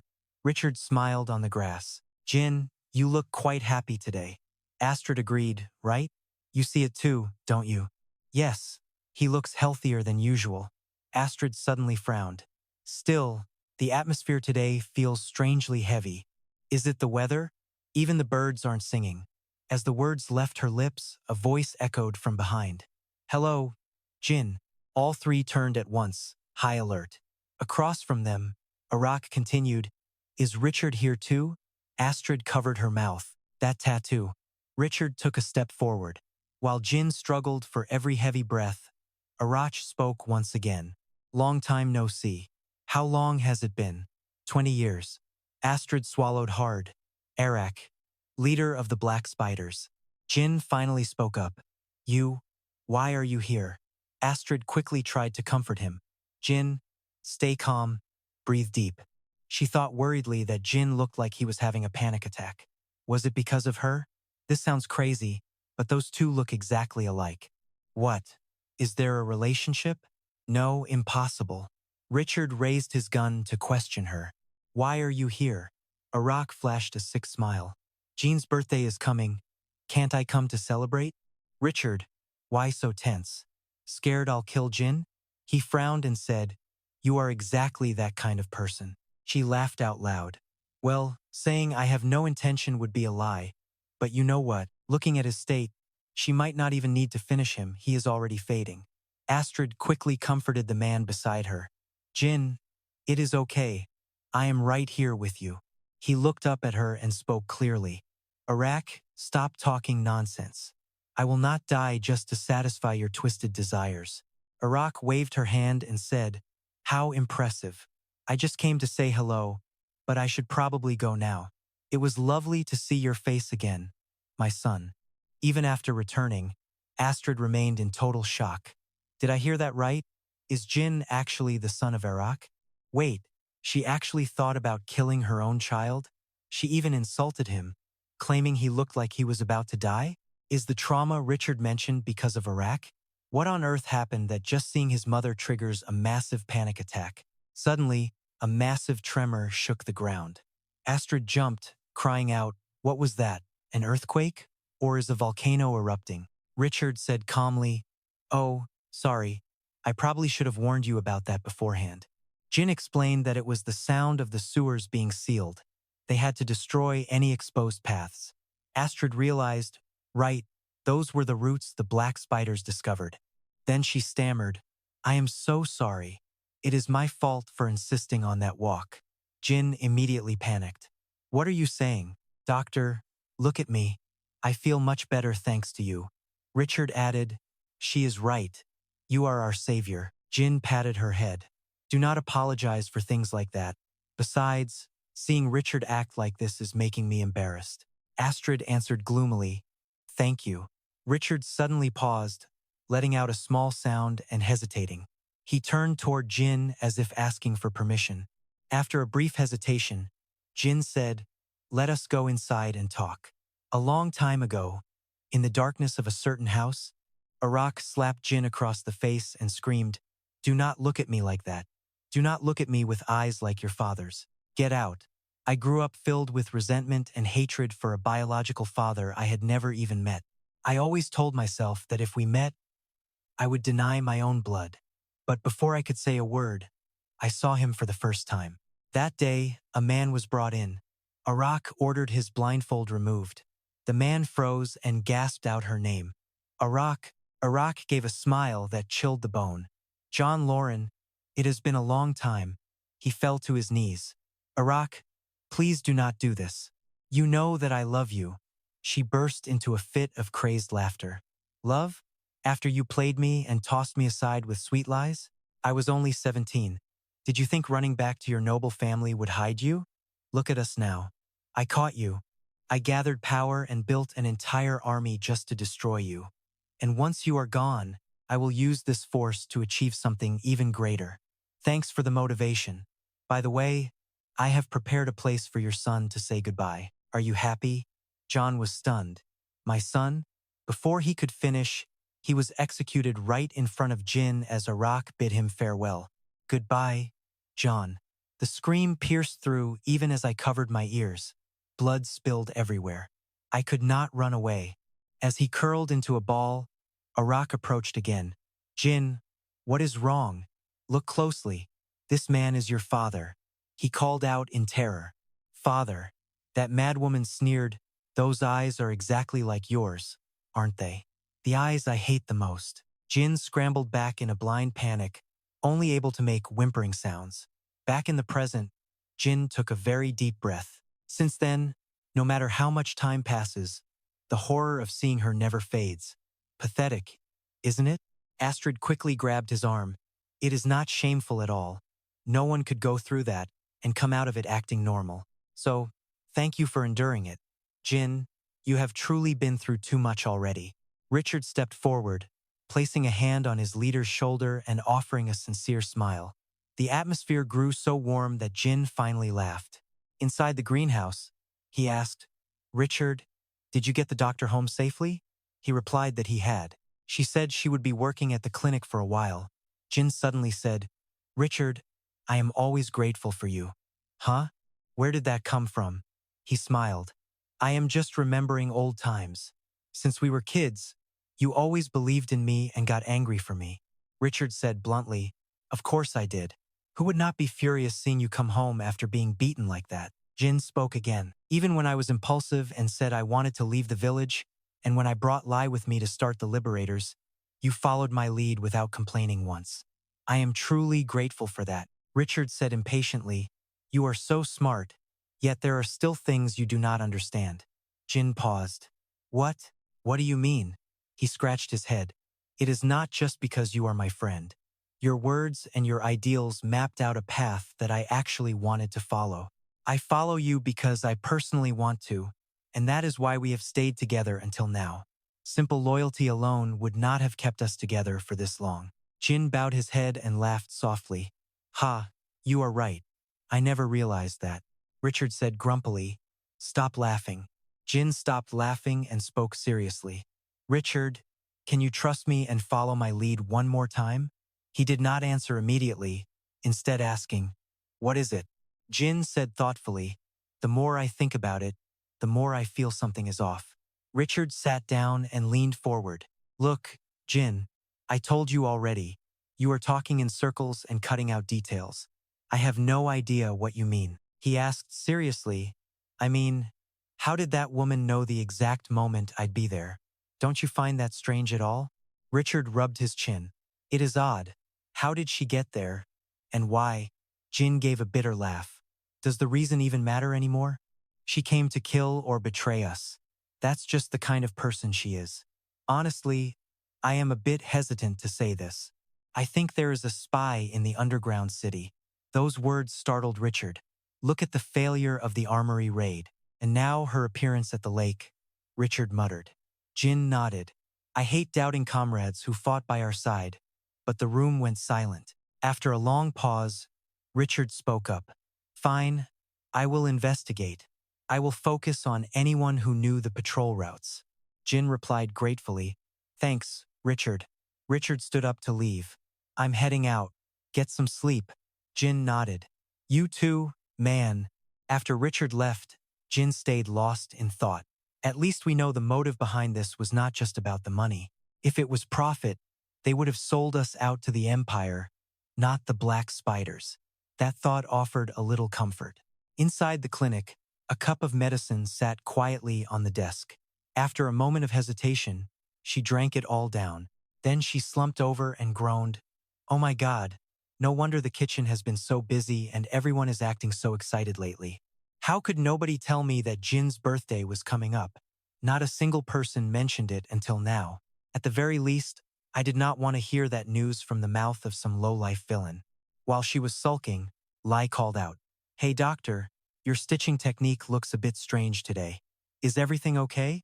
Looking at the flower pattern she stitched into the practice pigskin, she blushed. I'm just tired. Lai asked worriedly, are you sleep deprived? She scratched her cheek. I am trying to make a birthday gift for Jin. I only found out about it today. She gasped in surprise. You're making a handmade gift? That's so thoughtful. Astrid shook her head. No, I just enjoy crafting things. She thought to herself, I can't give him anything too big. But he does seem to have a soft spot for plants. He liked them in the greenhouse and at the lake. Maybe a floral embroidered handkerchief would work. I can finish that in time. As she mused, Lai added, our leader's birthday means the world to us. Honestly, most of us never thought he'd survive to see it. Astrid paused and thought, that's right. In the original story, everything was supposed to go a lot differently. Jin was supposed to die 2 months ago. Lai bowed her head, voice trembling. And it's all thanks to you. Thank you, Doctor. Astrid patted her shoulder. Hey, now, this is good news. Why are you crying? Lai looked down. You're right. I'm sorry. Oh, you probably didn't know about Richard's birthday recently, did you? Astrid froze, then jumped. What? When was his birthday? Lai answered. It was earlier this month. Astrid's eyebrows knit together instantly as a spark of frustration flared up inside her. Are you kidding? Their birthdays are that close? She paused before asking, but why was everything so quiet back then? Everyone was busy prepping for Jin's party, Lai explained calmly.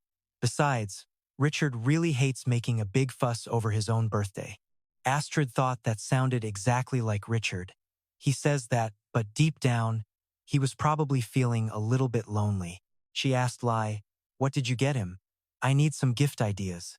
Lai said excitedly, I developed a brand new weapon. It is a flashbang grenade. It uses light stones to create a blinding burst when it explodes. It's perfect for combat. Astrid froze.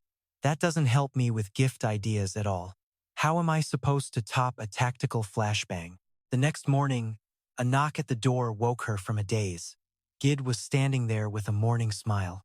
Astrid panicked a little, rushing to ask Gid why he was there so early. He held out a box. Our leader sent this gift for you. After Gid left, Astrid was full of suspicion. What on earth would a guy like Jin be sending me as a gift? She opened it and stopped dead, her eyes fixed on the contents. What is this, a dress? There was a letter, too. Dear Dr. Obst, today we are holding a banquet to celebrate my birthday. I would be honored if you could attend.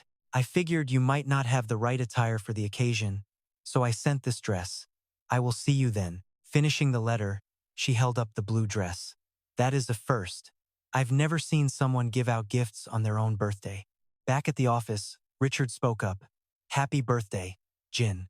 I'm thinking we should throw a massive party for you tonight. Are you feeling up for it? He took off his glasses and smiled. Of course. Everyone is waiting for a celebration, right? I should at least go out and greet them. Honestly, I've always wondered why we have to make such a fuss over my birthday. Richard smirked. But you were the one who said if this replaces the lost festivals from the surface, then it's worth it. Jin replied, feeling a bit self-conscious. Right. If it gives everyone a day to just relax and enjoy themselves, then I'm happy. He thought to himself, Astrid will be there. I sent her that gift, and I really hope she likes the dress. While he stood there dazed, Richard suddenly shouted, Jin, are you even listening? He snapped back. Sorry. What did you say? Richard let out a heavy sigh. Honestly speaking, first, I focused the investigation on those who knew about your walks by the lake, but there was no movement. No one is contacting the black spider. Jin laced his fingers together, resting his chin on them. Should we consider that good news then? If that is the case, it is time to set a trap and flush out the traitor. Suddenly, Louis cheered, Doctor, let us go to the party. Wearing the dress Jin had gifted me, I stood up from my desk. Is it already time to go? Louis, that outfit really suits you. I scratched my head. I always wear work clothes, so this feels strange.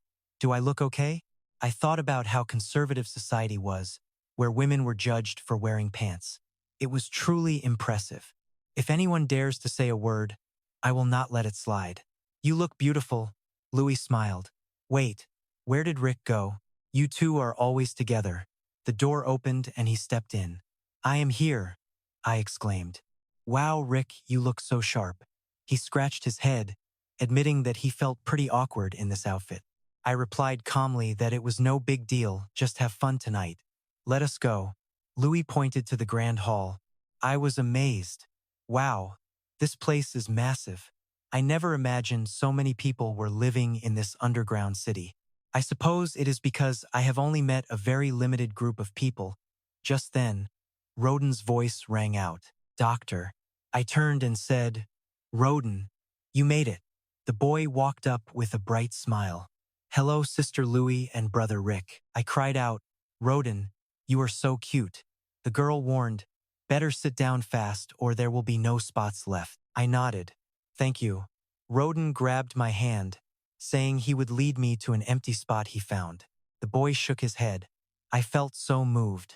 It was a huge relief to see that Roden had made many friends. When the tables were full, Richard tapped his glass. Next to him, Jin stepped forward with a smile. Dear comrades, here we are once again. Thank you all for gathering here to celebrate my humble birthday together. From this moment on, we must continue to fight for every citizen within the Regnumia Empire. I know well that this journey will not be easy, but for today, I hope you can all set aside your burdens and enjoy yourselves. To all of you who are my family, my friends, and my comrades on this path, I am forever grateful.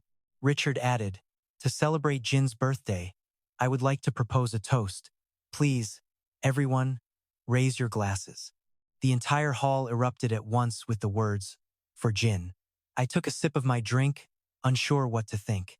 Richard was the same, but Jin had a certain aura despite his fragile appearance. Louis turned to me. Doctor, it is gift time.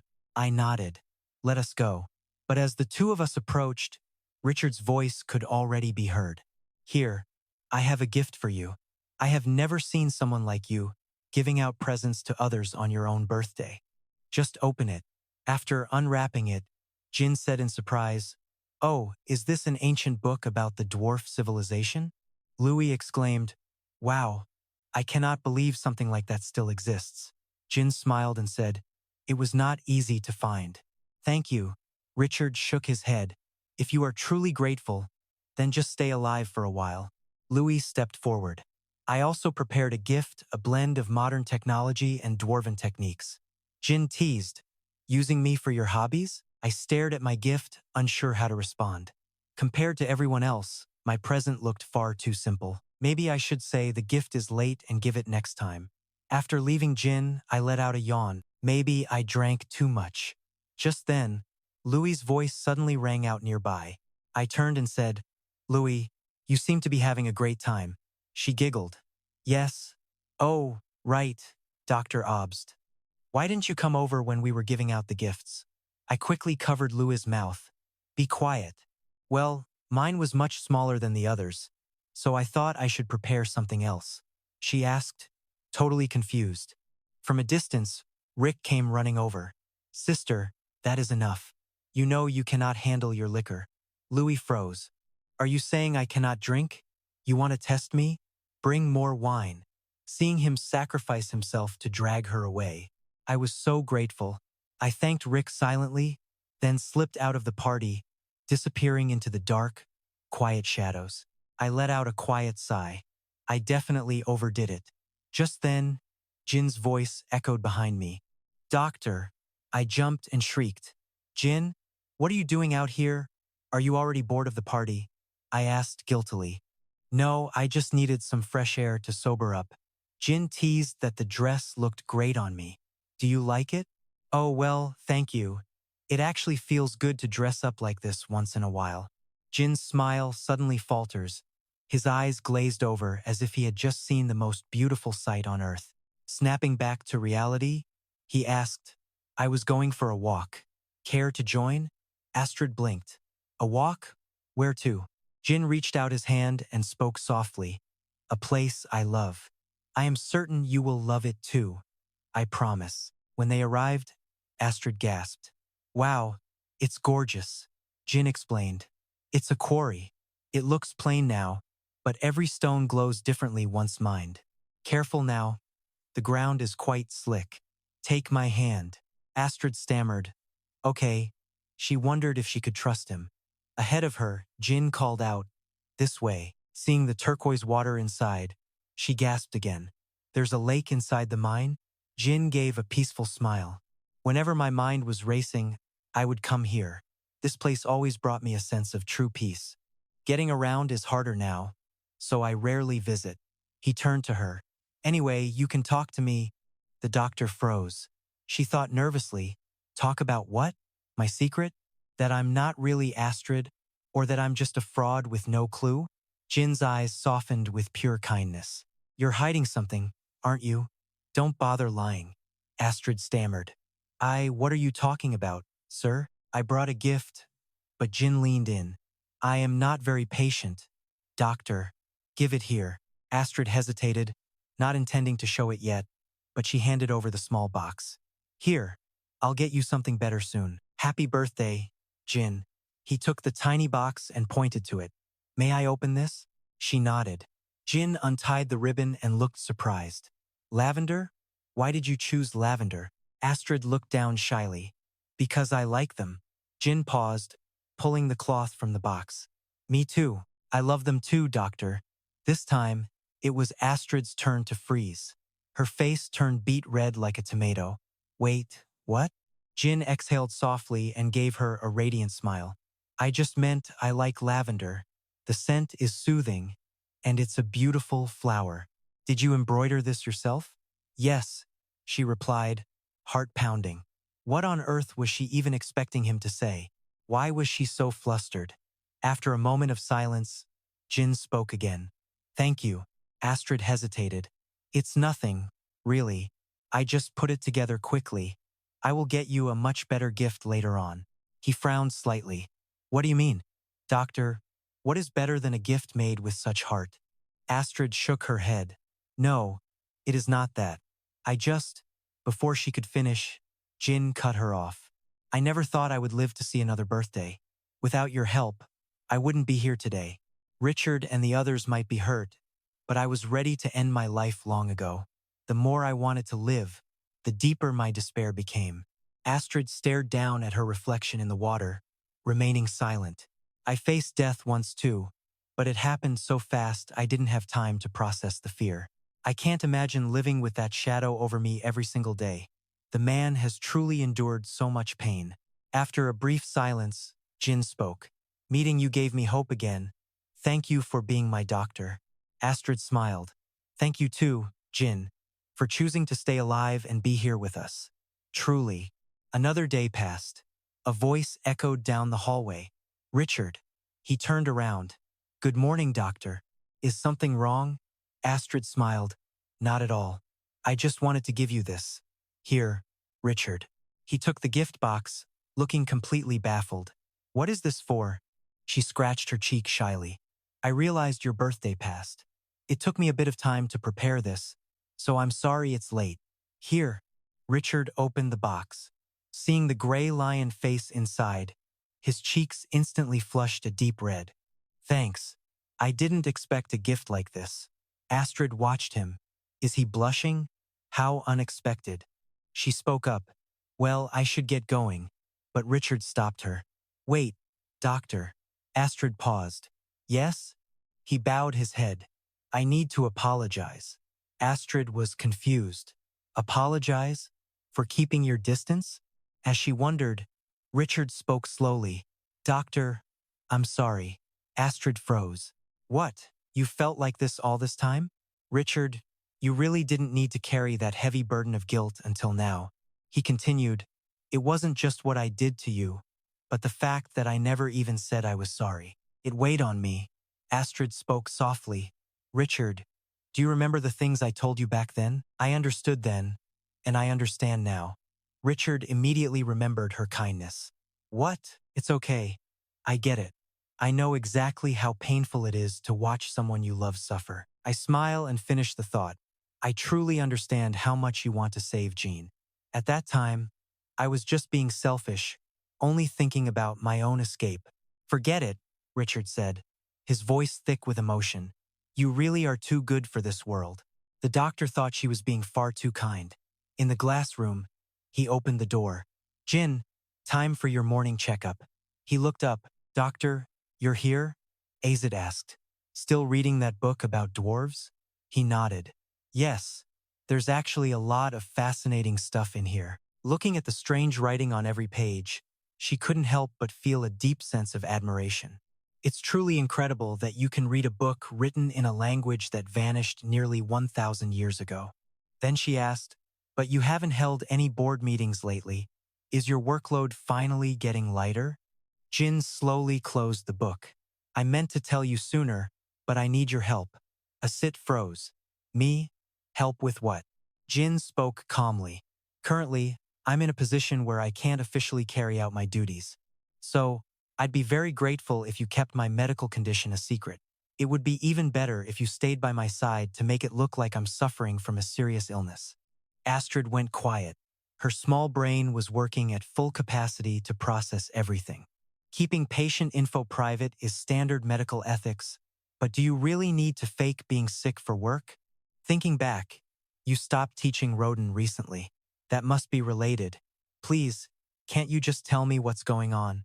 Jin paused. Perhaps it's time you knew. I will explain the details tonight when I come in for my exam. Asit shouted. Really? Then I will go grab the new medicine I had Rick prepare after I finish my shift. Jin's expression suddenly turned dark. New meds? Asit noticed and spoke sternly. Not again. No matter how much you hate it, you have to take your medicine. Zin stuck out his tongue like a pouting child. I know, but I hate the bitter taste. Asit smiled to reassure him. You can relax this time. It isn't medicine for Jean. It's actually a hangover cure. After the banquet ended, so many people were in total misery. I'll see you tonight then. He gave a nod. Have a wonderful day, doctor. After the door closed, Jin chuckled to himself. So cute. That evening, she pushed the door open. Rick, I'm here. He turned around. Doctor, you've arrived? Looking at their pale, zombie-like faces, Asit gave a bitter laugh. Is Louis here too? I've come to collect the medicine I asked for. Rick handed over the box. She took it and thanked him. The room fell so silent she felt like screaming out loud. What's with this heavy atmosphere? Did you two have a fight? Rick shook his head. No, it's not that. But Louis asked in a trembling voice, is the commander's condition really that serious? Hearing that, Astrid remembered what Jean had said. I'd be very grateful if you kept my status secret. The doctor hesitated before speaking. I'm sorry, I really don't think I can tell you anything. She felt terrible inside. Oh, what should I do? They look like they're about to burst into tears right now. Asit quickly turned around. I'll take my leave now. See you later. She kept thinking she had to get out before she accidentally spilled everything. I feel so guilty. It's one thing to hide it from others, but why do I have to keep it from Rick and Louis? At the leader's office, Astrid stormed in. Jean, you need to tell me exactly what's going on right this second. He asked calmly, isn't it a bit early for our evening checkup? She guiltily said being 30 minutes early is probably fine. Jin thought silently. Are you sure it's fine? He then said, all right, but first, drink some water and calm yourself down. Asit took the water and scowled. I'm worried sick and you're just sitting there laughing? He chuckled. I'm sorry. I'm sorry. After draining the glass, Astrid asked, so what's the deal? Jin stroked his chin. Where should I even start? I can't share all the details, but it seems there is a spy near me, someone very close. She jumped up and screamed. What? A spy? He nodded. For quite some time now, every move I make has faced obstacles, but whenever I try to find the culprit, they've already vanished. So, I'm trying to make them lower their guard and make a mistake. Asit still didn't get it. Lowering their guard? Jin replied, exactly. They went into hiding just before getting caught. They must feel it's too risky to show themselves now. So I'll take it slow. Astrid realized, so you're faking this illness just to distract them? He smirked confidently. You think they won't fall for it? But you looked perfectly healthy at the birthday party. Won't they be suspicious? He grinned. You don't think I can pull this off? My acting skills are actually quite impressive, you know. I don't plan to drag this out. The organization's morale and stability are what matters most. She frowned. How can it be stable if the leader is sick? Jin smirked. Not everyone in the underground city needs to know. The spy is close to me, so it's definitely one of the executives. If I stop seeing people and tell the executives to stay silent, people will start to talk. Everyone will assume I'm gravely ill.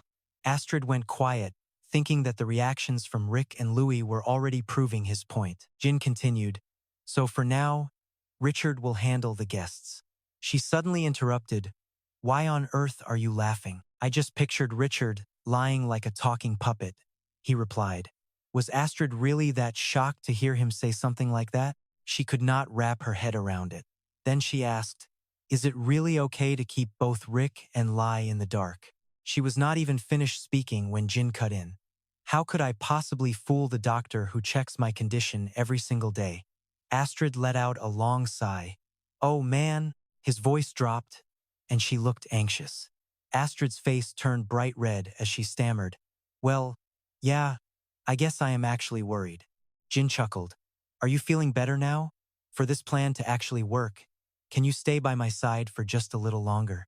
Astrid agreed. "Of course, I will cooperate." That night in Jin's room, the only sound was the crackling fire and his pen scratching against paper. Suddenly, the scratching stopped. Jin paused what he was doing and looked up from his desk. Seeing Astrid nodding off in her chair, he walked over.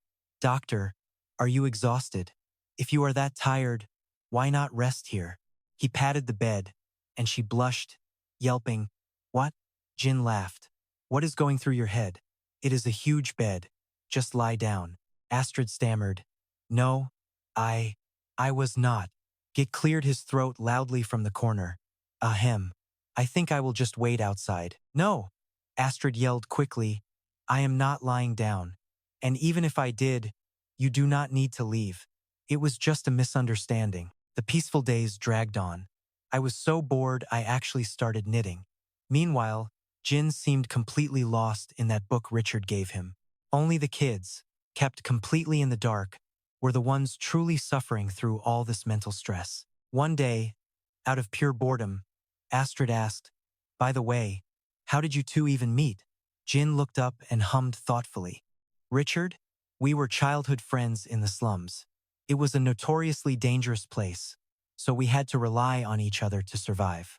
And when Richard's father joined the Black Spiders, the two of us became even closer than we were before. After that terrible tragedy, I isolated myself completely, but Richard never left. When Iraq began building forces to destroy me, I knew I had to act. If Iraq was going to expand his power and swallow the whole empire, I was determined to stop him. Actually, it was not just about stopping him. I wanted a world where everyone could live free from fear and oppression. Even though it sounded like a total pipe dream, Richard believed in me and followed. Together, we searched through ancient records until we finally discovered the hidden underground civilization left by the dwarves." Jin shrugged. "That was all 16 years ago." Astrid was taken aback and asked him another question. 16 years? She thought to herself how incredible their friendship was. Suddenly, the door swung open. Jin smiled. "Speak of the devil." Richard burst in, looking panicked. "Jin," he suddenly felt a wave of dread wash over him. "What happened? What is wrong?" Richard stopped mid-sentence and glanced at Astrid. "Doctor," he said firmly, "could you give the two of us a moment alone?" So Astrid and Git were ushered out. She wondered what was going on. Git just scratched his face. "I have no clue either." Suddenly, a loud crash echoed from inside. Richard slammed the door open and bolted out, with Jin's voice trailing right behind him. "Richard, stop." He chased him to the doorway but started coughing violently. Astrid jumped, startled by the sound. "Jin, what is happening?" He did not answer, just screamed. "Stop! Richard, please. You have to stop. He is walking into a trap." Flashing back to a few minutes earlier, Jin had asked who they were. Richard gritted his teeth before answering. The Black Spiders launched an ambush at Port P to block the merchant ships. One of their members holding assets has escaped. I am sorry, but Tao was the one who received the intel about Port P. A few days earlier, Jin had intentionally scribbled on paper. Richard could not help but be curious. Jin, why are you writing like that? He replied, if I am isolated but my handwriting looks normal, it will look suspicious. It must look weak. If you were just a slightly better liar, we would not have to go through all of this extra trouble. Those words hit Richard like a punch to the gut. He let out a low groan as Jin handed over the letters. There, the final trap letter is ready. Deliver these to the commanders who are familiar with the moving routes. Each letter has different details.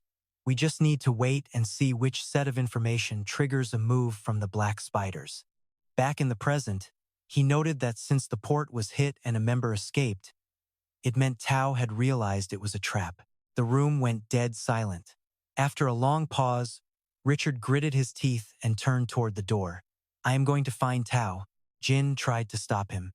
I know how you feel, but what is the point in chasing someone who does not care about you? Going after Tao right now is suicide. Richard clenched his fists, his voice turning cold. Forgive me, Jin. This once, I am disobeying you. With that, he bolted out the door. Jin's voice echoed down the hallway as he screamed, Richard, get back here. Stop. But Richard did not listen. Jin chased him to the door, then doubled over, coughing violently. Astrid rushed to his side. Jin, what happened? He fought back another coughing fit and shouted, Git, stop him. Please, catch Richard. He is in serious danger. After a moment, Astrid looked at him, completely confused. Wait, Tao? Jin gave her a grim nod. Yes. Tao was part of the liberation movement from the very beginning. His merchant guild provided most of our funding. He has always been elusive, but his cunning is exactly what I need to dismantle the spice trade from the kingdom of MMER. I cannot lower my guard. Astrid called to Jine. He stayed calm, though, saying Richard was probably in more shock than I was. Richard is incredibly loyal. Once he trusts you, he is all in. Suddenly, the door swung open. Our leader, Az, smiled and suggested that Git might have finally returned to the base. But the news was bad. I am sorry. Richard already left the underground city. I could not stop him in time. Jin tightened his fists. Did he go alone? Ji answered. No, he took a small strike team with him. Asit sighed, trying to keep things steady. Rest, Jean. You will collapse if you keep pushing yourself like this. He looked worried. Before he could finish, she cut in, promising to wake him before sunset. Jin muttered in a daze, Just make sure you wake me the second Richard gets back. Please, Asit agreed. Git, take good care of Jean. He immediately accepted the order. Yes, doctor, please rest. On the way back to her room, Astrid was deep in thought. I am worried about Richard, but Jean is also getting worse. Wait, was that Richard? She called out, Richard, where have you been? Do you have any idea how much Jean has been worrying about you? Get back to Jin now. Richard turned suddenly. Dr. Obers? She asked nervously. Richard, are you all right? Are you hurt? As reached out and flinched, is that real blood? Before she could finish the thought, Richard collapsed. Back in the leader quarters, Jean bolted upright, sensing something wrong. Gis rushed in with a report. Leader, Richard is back. Jin sat up, ready to move. I have to see him. Git barked back. You cannot overexert yourself. Richard is badly injured, and Dr. Obers is with him. Jin froze. Dr. Obers? No, he groaned, clutching his head. Git panicked instantly. Leader, are you okay? I am going to get the doctor right now. Jin grabbed his arm, stopping him. No, he gasped. But leader, Git started. Jin took a deep breath, struggling to speak. Do not tell Dr. Obers I am struggling. Back with the unconscious Richard, Asit screamed in a panic. Richard, wake up. Richard, Rick and Louie appeared from around the corner. Doctor, why are you still? She cut them off. Help me get him inside. Quickly. Her mind raced. The wound location, the left shoulder. Which major vessels are there? This looks really bad. My mind went blank for a second. We need to stop the bleeding first, I ordered. They both shouted, understood. Asset worked fast. Louis, get a pillow under his legs. Then, Richard's voice cracked the silence. Dr. Obers. Astrid jumped. Richard, are you conscious? He spoke through the pain. Doctor, do not look. Do not say anything. Please. Asit told him to stay awake. As she pulled his shirt back, Richard let out a sharp groan. She frowned, examining the entry point. The bullet missed the main arteries. But in this day and age, where did a weapon like this even come from? It is impossible. Louis let out a gasp. Doctor, as turned around, what is it? Louis had gone pale. That bullet. I think I am the one who made it. That gun is only given to the execution squads. Asit bit her lip. That snake. How could he betray everyone trust like this? On the bed, Richard groaned again. Someone get the anesthesia and the suture kit. Sterilize everything immediately. Louis hurried to comply. Seeing the blood that would not stop flowing, Asit felt a surge of anxiety. I have only ever practiced on pigskin. Can I actually do this? No, I have to do this. This is what I trained for. I have to trust myself. Like the dark doctor in the novel, she took a deep breath, her voice turning stone cold. Starting treatment now. The room filled with surgical sounds. While as focused on the stitches, Rick and Louis watched in tense silence. After what felt like forever, Astrid set the scissors down. She leaned against the bed, head low. The emergency work is done. Now, we just have to hope he recovers. Rick and Louis both let out long sighs of relief. Then she noticed a blood-stained gray lion toy. She went silent. He has been holding this since he came in. To think he would cling to it like a treasure. After a long moment of silence, she handed it over. Louis, before you head out, could you help me wash this? She nodded. Of course I can. Asit went to wash her hands, but her heart was still heavy. He will be in pain. I should stay by his side tonight. By sunrise, he should be fine. Richard is strong. I really hope he makes it through this. That night, Gis jumped when he saw Jean leaning against the wall in the corridor. He stopped. Git, do you have word on Richard yet? He answered. Dr. Obers finished the surgery. He is safe for now. I cannot be certain, but I think he will pull through. Jin exhaled. If the doctor says so, it must be true. That is a massive relief. Thank you, Gis. Now I can finally sleep. Gis stood by the bed. I will stay here until you have drifted off. He smiled. Thank you. The next morning, as sunlight hit the room, a soft groan woke Astrid up. She sat up and called Richard's name. He rubbed his forehead, his brows furrowing in pain. Dr. Obers? She asked. How are you feeling? He reached for his left shoulder. My shoulder, he groaned. Stop, she snapped. Do not touch it.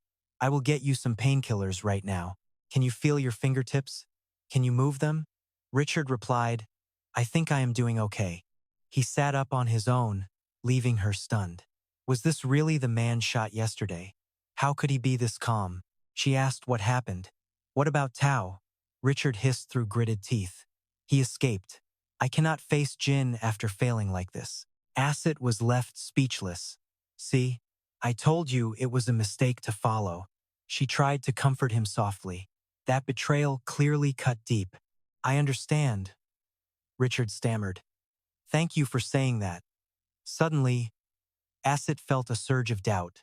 Richard, your face is flushed. Do you have a fever? He quickly looked away. No, I feel fine, he insisted. She felt annoyed. Was he just trying to avoid him? Changing the subject, she said, I am getting that doll cleaned. If it stays dirty, I will make a new one. Richard shook his head. No, just give it back when it is dry. She realized he had a soft spot for cute things, despite his tough exterior. She stood up. I am going to check on Jin now. I need to give an update on your condition anyway. Do you really have to leave? Richard asked hesitantly. Asset felt another wave of suspicion. He hesitated, then whispered, Thank you for saving my life. I do not think I ever said that, doctor. She laughed. That is just what I do. A moment later, Asset entered the leader's room. Jin, I need to talk. Wait. What is this? He and Finn stood by the bed, looking panicked. They called for the doctor immediately. Ignoring their expressions, Asit stepped forward. Is Jin just sleeping? She asked. Git hesitated. Yeah. Then she saw it. Jin was on the bed, clearly suffering from a massive fever. After a silence, Gis spoke. The commander's fever has not broken since this morning.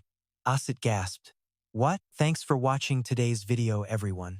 This story is far from over, and there are some huge twists coming up next. Do not forget to like and subscribe to support the channel. Stay tuned so you do not miss any new episodes. Have a relaxing and wonderful day. See you in the next one. Thanks for watching.